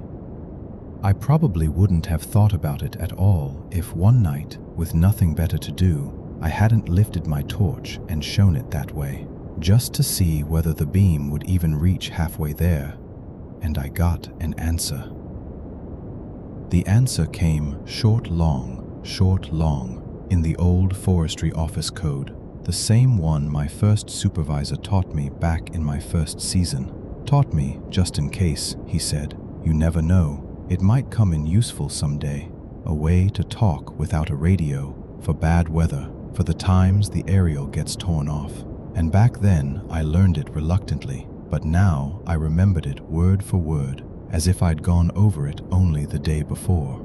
I stood there, looking at that point of light in the distance, too surprised to be frightened, and blinked back at it. Short long, too. The same code, the only one I know. From that night on, it became a habit. I blink, they answer. I translate it out loud for myself, because I'm used to talking through the whole round anyway. There, hear that? They're saying wind southwesterly. There's visibility good.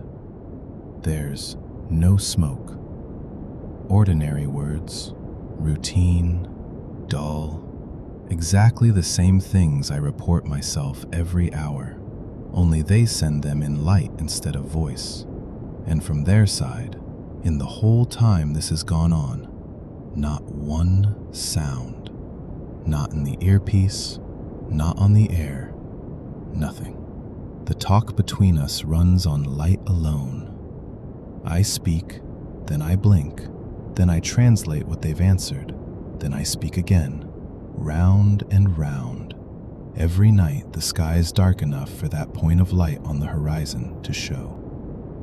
I check their report against my own. They give the wind for their compartment.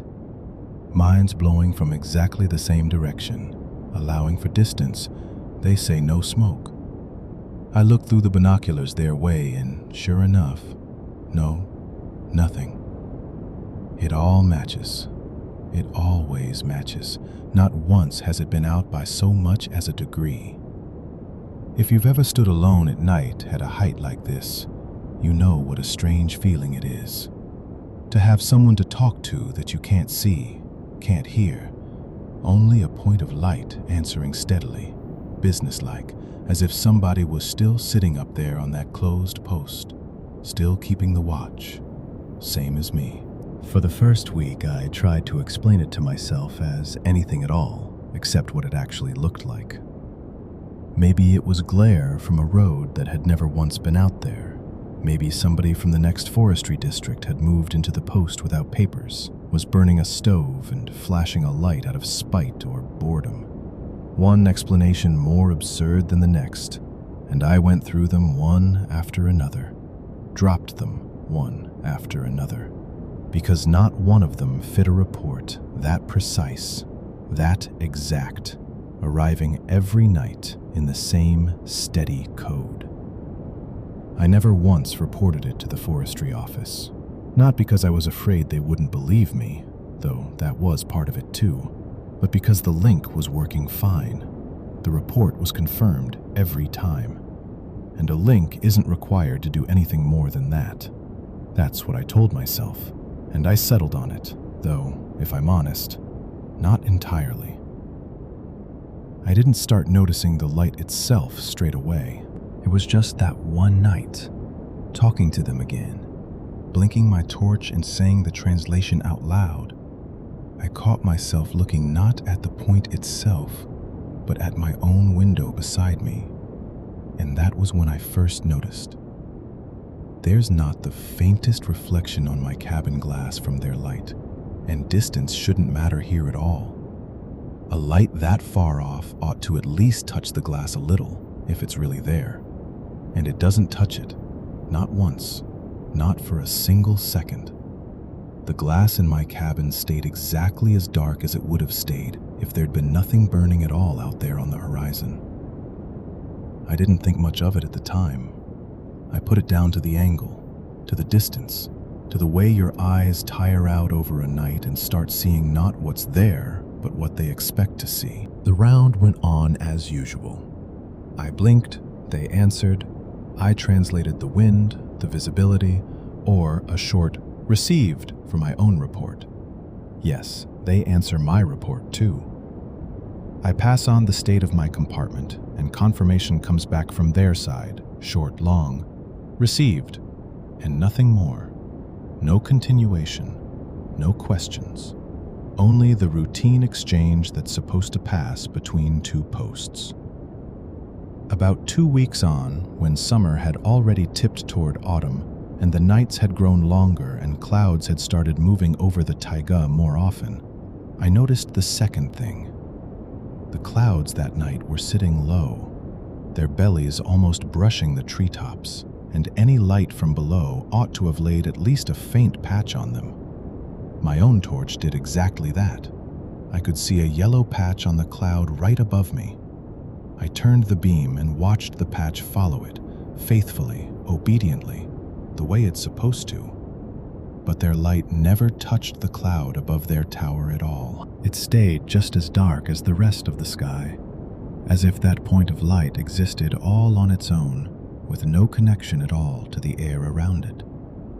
As if it was burning not in our sky, but in some other one, fitted up tight against ours. I started watching for it on purpose, though for a while I wouldn't admit that to myself out loud. Though, no, that's a lie. I admitted it fairly quickly. I just didn't let myself think it through to the end straight away. Between their post and mine, there's a small lake. I can see it in the daytime from the gallery, a narrow strip of water down in the hollow. And one clear, windless night, when the water lay smooth as glass, I waited on purpose for their signal and looked down toward the lake. My own torch always lays a trembling streak on the water down there. I've checked it 1,000 times. But from their light, nothing lay on the water at all. No streak, no glimmer. The surface stayed just as black as the rest of the forest around it. After that, I watched their side every queer night on purpose, waiting for the air to clear enough to make out the platform itself under their light. Through the binoculars, it's sometimes possible, if the air is completely clean. And that was when I noticed the last thing. The platform round their light. The spot where at least a faint ring of light ought to lie under the source, stayed black. Completely black. As if the light hung in empty space all on its own, lighting nothing beneath it. It gives no reflection on its own glass, no patch on the cloud, no streak on the water, no ring on its own platform. It shines and lights up nothing whatsoever except itself, like a hole in the dark that for some reason can be seen. I keep on talking to them because the link works and the reports they send are real. I've checked too many times to doubt it now. Not once in all this time has a single person come out of there. Nobody has climbed down from their tower to me. Nobody has come a single step closer. 12 kilometers were 12 kilometers then, and they remain 12 kilometers now. And in their cabin window, I've never once seen anyone. Not a shape, not a shadow, only the light itself, steady, as if the tower shines because it has to, not because somebody up there switched it on. By the end of summer, I'd stopped counting the nights they came on. They came every clear night, without a single gap, exactly the way I come on to the forestry office myself every hour. And I'd grown more used to their schedule than to my own, because theirs had never once slipped. If you've ever worked a distant post alone, you know how quickly somebody else's reliability becomes something to lean on. It doesn't matter whose, as long as it's reliable, as long as you can check your own figures against somebody else's and watch them match. I was especially watchful for smoke that season. The dry spell had gone on for a long time. The grass in the compartments had burned off early, and the forestry office reminded everyone twice over August on the general line to keep both eyes open. And I did, both eyes, on my own binoculars, and, I won't pretend otherwise, on their reports too. In early September, on one such night, they sent me the state of their compartment a little fuller than usual. Wind southeasterly, visibility good, and after that, smoke, faint, low-lying, at the foot of the compartment on the side of their old clearing. I wrote it down in my logbook, the way I write down every message, word for word, with nothing added of my own. And in the morning, when I came on to the forestry office, I reported it as if I'd spotted that smoke myself through the binoculars at first light, because there was no way to explain how I actually knew it in any words that would have sounded sane to anyone on the other end of the line. On my report, they sent out a crew. I only heard about it the evening of the next day, over the ordinary line. They'd found the fire, a ground fire, weak, about half a hectare, at the foot of that same compartment, and put it out the same day before dark. The forestry office thanked me, said the report had come in on time, that the crew had got there before the fire could spread any further, and that my observation would be entered in the order. The order arrived a week later with the supply run, an ordinary sheet of paper, the ordinary wording about commendation for the timely detection of a fire. And there, alongside my own name, stood a second one, listed as the second post, the very one closed 10 years ago, with a surname I had never once heard from anyone before.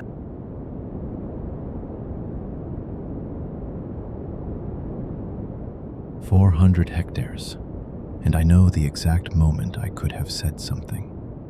I'm standing down here now, at the foot of the tower, holding the ladder steady while you climb up for your first shift, and I'm telling you the same story I told the 3 men before you, about how I sent the spotter plane out 7 times in a single season chasing smoke that wasn't there, and made myself into the biggest joke in the whole forestry office because of it. The ladder on this tower is cold even in summer. The rungs are iron, and I'm holding it from below with both hands so it doesn't sway, watching your boots somewhere above me, rung after rung, watching how high the cabin already looks from down here, small, with 4 windows facing the 4 points of the compass, and the side that looks out toward the far ridge seems, from down here, the most ordinary of the 4. I've worn this story smooth over the years. It has places where the listener is meant to laugh. I pause in those places myself and wait for the laugh. And usually, the listener laughs exactly where they're supposed to, because the story has held its shape for years without a single correction. Only tonight, telling it to you, for the first time in a long while, I'm taking it all the way to the end, and not stopping where I usually stop.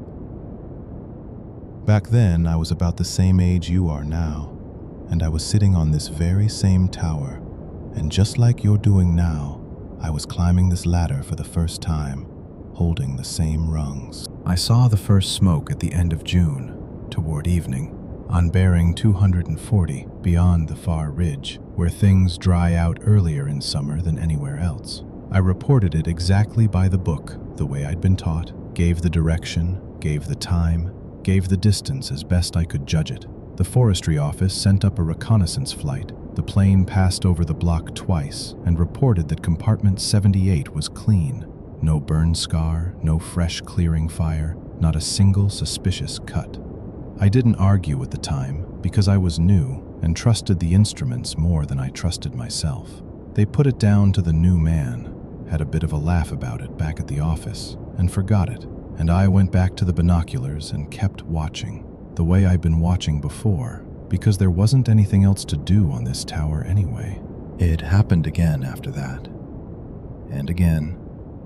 And by the middle of the season, the office had put together a whole story about me. One they told whether I was there or not. That there was a lookout whose compartment 78 smoked every week like clockwork, and that every time they sent the plane up, it turned out the only place it was smoking was in his eyes. The smoke always showed up in the same spot beyond the ridge, always around the same hour before sunset, and always only I saw it. Not the neighboring post, not the flight crew, not one other person. Even though I specifically asked the neighboring post to look in the same direction at the same time, and they told me honestly that they were looking and saw nothing. By midsummer, I'd even learned to laugh about it myself before anyone else got the chance, because that was easier than waiting to be laughed at, and it turned into a kind of 5-minute performance, one I put on every time someone from the office came up with supplies or the mail. And they laughed in the same places every single time, as if I'd already been rehearsing back then the very story I'm telling you now. But it's nothing to be afraid of. I'm not telling you this to frighten you before your first shift. I'm telling you because you too, one day, might have to report something nobody believes.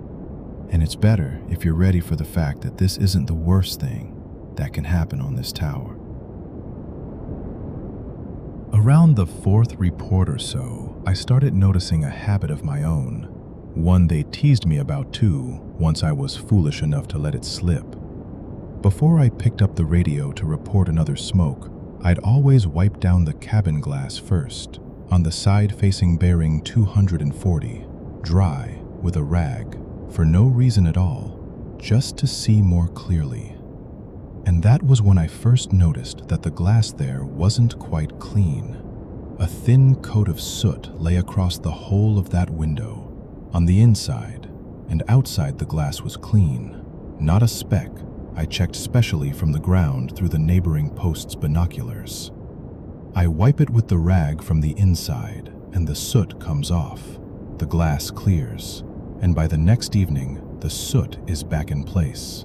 In exactly the same spot, exactly the same shade, as if someone were heating the cabin overnight with the damper shut, except there's no stove in that cabin at all. Back at the office, I told this part with a laugh too, along with everything else, that my tower didn't just invent smoke, it made its own.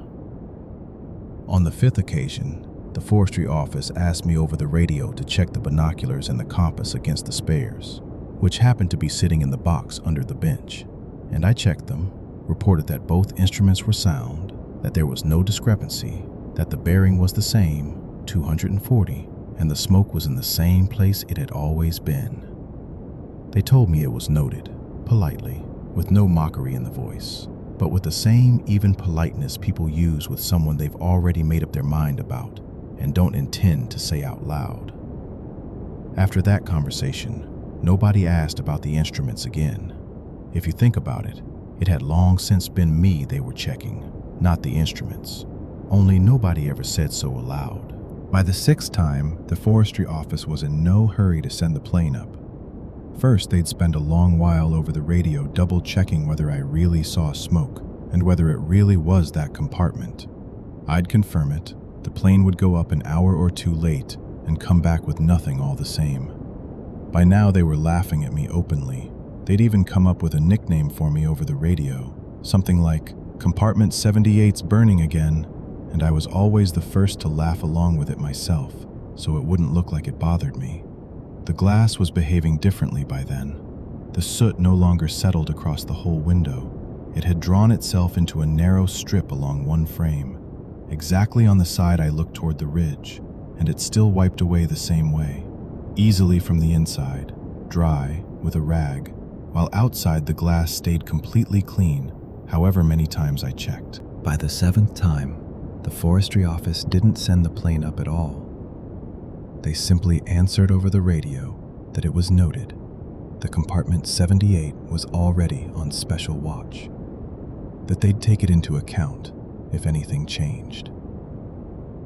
I saw the smoke that evening just as clearly as ever, over the ridge, in the same place, at the same hour. Only reporting it now made about as much difference as not reporting it at all, because by that point, I had the reputation of a lookout whose fires only ever burned in his binoculars. By the end of that season, nobody at the office had called me by my name in a long while. What stuck instead was the one with the smoke.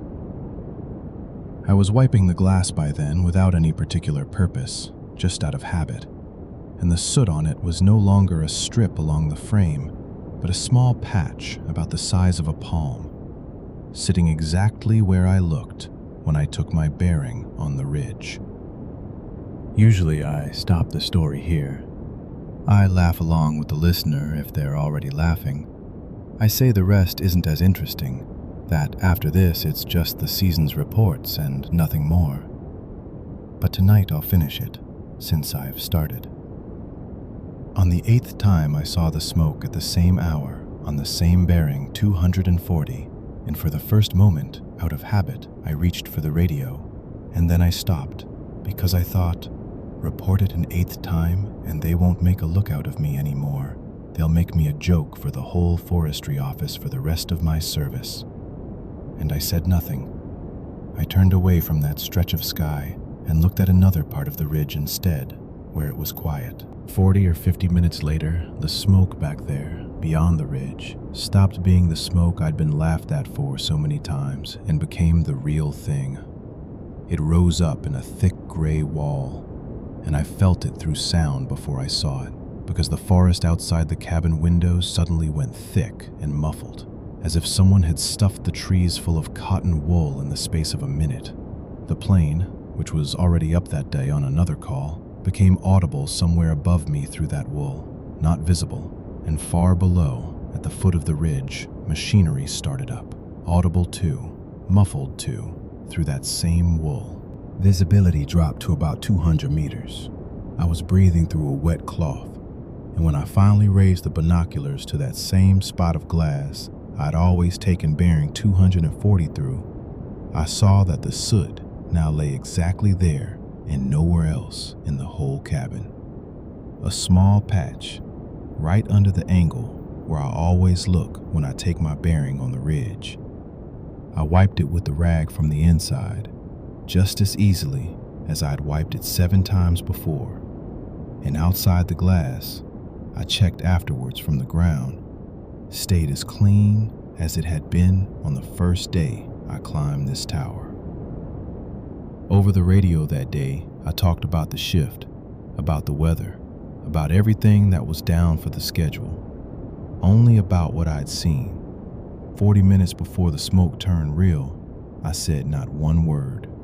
Not then, not afterward. Once everyone around already understood it all without me. 400 hectares burned in that compartment that time. That became known afterward, once the fire was already out, and I learned the number the same way everyone else did, from the report over the radio. In the ordinary voice of the ordinary dispatcher, reading the report down every post in turn, who reached my compartment, gave the number, and moved on down the list, as if it were no different from any other number in that report. They fought it for several days. Ground crews worked it along with equipment from the neighboring ranger stations, and all that time I sat on my tower passing on the coordinates of the front, calmly, by the book, the way I'd been taught, and never once said aloud that I'd seen that front 40 minutes before it became a front for everyone else. Nobody at the office teased me after that. Not then, not later, not once in all the years since that summer. And honestly, that was stranger to me than the 7 smoke sightings themselves, because the laughter at the office ended faster than that season did. and nobody ever asked me a single question, not one, in all the years since. After that season, I asked to be moved down, to groundwork, and I've barely looked through binoculars since, except right now, tipping my head back after you, while you climb this ladder higher and higher, up toward that same cabin with its 4 windows. But when the smell of burning drifts in out of season, somewhere, I still pick up the phone and ask the forestry office to check the compartment. And they check it without a single extra question, every time, at any hour of the day or night. Because my file still carries that number in that case, and nobody's going to question me again, however many times I call. 3 men like you have taken over this tower since me, and every one of them in his very first season reported smoke on exactly the same bearing 240 beyond the same ridge in almost the same words I once used to report it. So I'll hold this ladder a little tighter until you reach the very top and call down to tell me what you can see.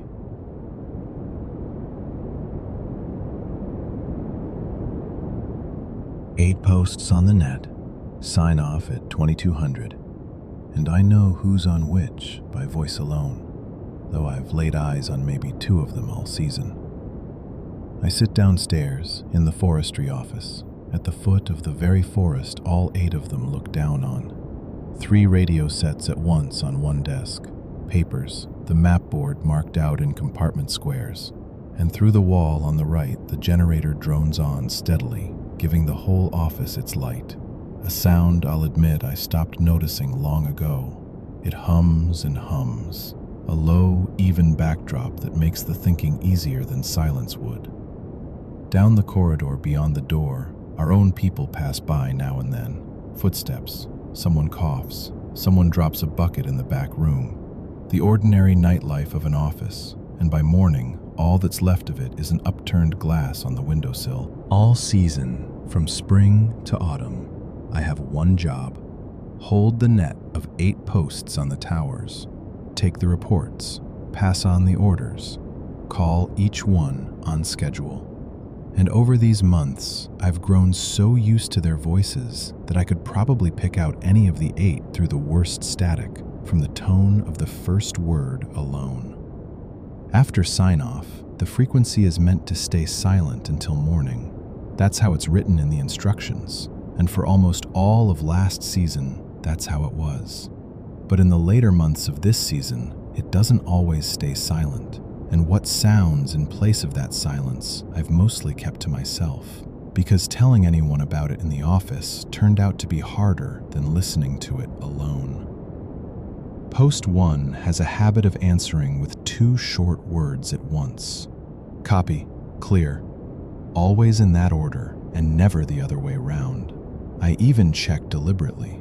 He cannot get it wrong. Post 2 has a slight shortness of breath right before he starts talking, as if he draws the air in specially for the transmit key, not for his lungs. Post 3 leaves a long pause before the call sign, as if he's remembering how the instructions told him to give it, and only then says 3 on the line. Post 4 has a way of finishing my sentence for me if I take too long forming an order, a habit that in anyone else would sound like cheek, but on him it just sounds tired. Post 5 has a habit of drawing out the first sound of a word, as if hunting for it in the dark, before he says, 5th calling base, add the order for the round of compartment 109. Post 6 has a lower voice than the rest, and drier. He doesn't care for spare words at all, and gets by on 1 where another man would use 3. Post 7 gives a dry cough right before he lets go of the transmit key. Every single time, without exception, and I know him by that cough before I know him by the call sign. Post 8 always answers the same short way, 8 copied, and nothing more. Not one word beyond what's required, even when my question is longer than his answer. If you work this frequency for even one season, you start catching the voice before it manages to give the call sign, because you don't need the call sign anymore. I know all 8 of them, the way I probably don't know other people I see every day in the office. Those have a face, and these only have a voice, and the voice is more than enough. An ordinary day for me begins at 6 in the morning with the first roll call of the net. I call all 8 in turn. Each one reports visibility, smoke, wind direction, and I write it all into the log in squares, the way the form requires. After that, the day comes in waves. Mid-morning brings orders for the round. At midday, the weather reports. Closer to evening, one more general call, and I say and hear all of it so many times a season that the words have almost stopped registering as words, more like recognizable stretches of sound that already tell me what to answer next. At 2200, the net goes to sign off. I pass on the last order. The posts confirm receipt in turn, each in his own order, and once the 8th confirmation comes in, the frequency is meant to fall silent until morning. That's how it was all last season and the season before that, and that's supposedly what the instructions require, the ones I rewrote myself this year. On the night I'm talking about, I hadn't switched off the main set all the way. A normal thing. I leave it on with half an ear for a night call. And about 20 minutes after sign-off, the frequency suddenly came alive again. And I heard the call from post 2, the very one with the shortness of breath before the word. Only it was a call I had already taken that same day, at 4 in the afternoon, word for word. I even remembered writing it into the log, in exactly those words, right down to the comma I myself had placed by ear, hearing where he paused. I reached for the log, opened it to today's page, ran my finger along the line, and the line matched what was coming out of the speaker, word for word, as if someone were reading aloud exactly what I had already written down that afternoon with my own hand. I listened a little longer, thinking someone up on a tower had forgotten to switch off their set and was playing back an old recording. But the net carried on regardless, in its own order. It called post 5, who answered with his usual drawn-out first sound, and then post 7. And post 7 coughed exactly before letting go of the transmit key. And all of it was exactly what had happened today between 12 and 1 in the afternoon. I checked against the log on the desk. The same words, the same order of posts, the same pause between the 3rd and 4th call, during which, in the daytime, someone in the kitchen behind the wall had dropped a kettle, while now, behind the wall, only the generator droned on and nothing else. I pressed the transmit key and tried to break in, to ask outright who was working the net after sign-off. The net didn't hear me. It went on calling the posts down its list, as if my voice hadn't been on the air at all, as if I were pressing a mute button. And since then I've tried again many times, on different nights, and the net has never once answered me, or slipped for even a second out of its order. The voices that first night were entirely ordinary, recognizable, nobody's but their own. I went through every one of them afterwards on purpose. Post 2 is asleep on his post at that hour. I know his shift by heart. Post 5, too. Post 7 doesn't come on duty for another 2 days. All 8 of them, at the hour the night net runs, are lying on their towers and, I'm certain, have nothing to do with whatever is sounding in the speaker and know nothing of it. And it was then, listening to more than one call in a row, that I began to notice something I hadn't noticed at first behind the words themselves. In the speaker, between the post's replies, I could hear clearly that someone was rustling paper, exactly the way I myself had rustled it that same afternoon, filling in the log during this very exchange. And that rustle was louder than post 5's voice, who was reporting on the round of compartment 109 at that very moment, even though I have only the one microphone and the sound from it should come through even, without any such skew. I turned the volume down, then up again, adjusted the dial on the set beside it, nothing changed. The rustle stayed in front, and Post 5's voice seemed to fall back behind it, the way a person falls back when he's gone unnoticed too long. At first, I decided it was just a spike in volume, some fault in the amplifier. Our equipment is old, it's allowed to hiss and crackle. But with every following night, whenever I stayed to hear the net through to the end, the skew grew more noticeable, not less. What should have stayed behind, the creak of my own chair as I pulled up to the desk, the click of the switch I used to flip the set from receive to transmit, was starting to sound louder than the voices themselves, as if the microphone that night were listening not to the 8 men on the towers, but to me, sitting at this same desk in daytime and listening to me more closely than to them. I didn't tell anyone in the office right away. I couldn't find the words to describe it without risking being laughed at. And instead, I started leaving a portable tape recorder switched on beside the set overnight, thinking ahead about how I would explain to the forestry office manager what he'd hear on the tape. I decided I would simply let him listen for himself, without explanations, and let him draw his own conclusions, counting on showing him the tape in the morning as proof that this wasn't in my head, and wasn't the old amplifier either. In the morning, I played the tape in his office. On it was an even hiss, something like the distant breathing of the generator.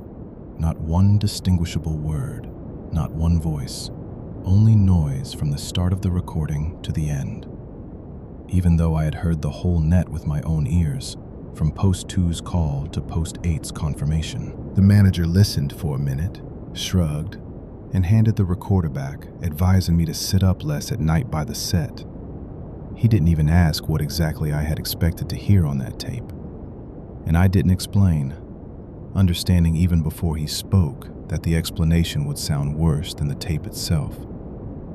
And after that, I stopped trying to prove anything and simply went on listening on my own, without the tape, without witnesses. By midsummer, the voices in the night net had gone shorter and duller, as if pushed further back from the microphone, while the working sounds, by contrast, pushed forward so far that some nights the creak of the chair and the rustle of paper, coming before and after it, were louder than the word itself, and I could barely make it out between them. On certain nights, several seconds of nothing but that rustle would pass between two distinguishable phrases. The very same rustle I make myself turning the pages of the log, sitting at this desk. Except that at that moment, I wasn't turning any pages anywhere. My hands were folded in my lap. I was simply listening. Sometimes it seemed to me that if I actually reached out and rustled paper on the desk right then, the sound from the speaker would catch that movement a second later and repeat it after me. I never tried it. I had no wish to try it. I stopped noting these sessions in the log as a separate line. There was no point arguing further with a frequency that wouldn't hear me or answer me regardless. And instead, I began treating the night net the way you treat some distant station that comes in by chance on an old receiver.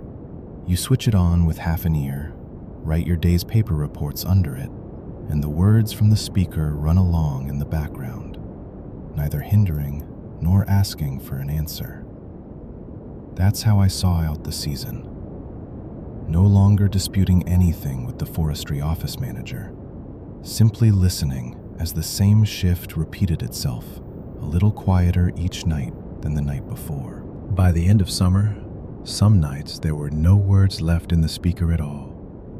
Only the rustle of paper, the creak of the chair, the click of the switch. One after another, in the very order I make. Those same movements at this desk in the daytime, louder now than any voice had ever been, as if someone had recorded not the conversation of 8 men, but me myself, sitting here, and were now running that recording after sign-off, in place of the voices that had gradually dropped out of it. I listened to this rustle as evenly as I once listened to words. I move my pen across the paper under that sound, and it does nothing to hinder my writing. Except that now and then I catch my own hand moving in time with whatever comes out of the speaker, though I never asked it to. By September, no post had been added to the net.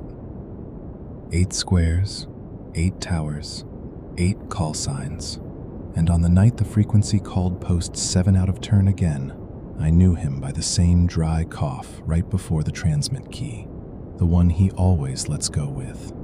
And the report was the very one I had already taken from him that same day and entered into the log.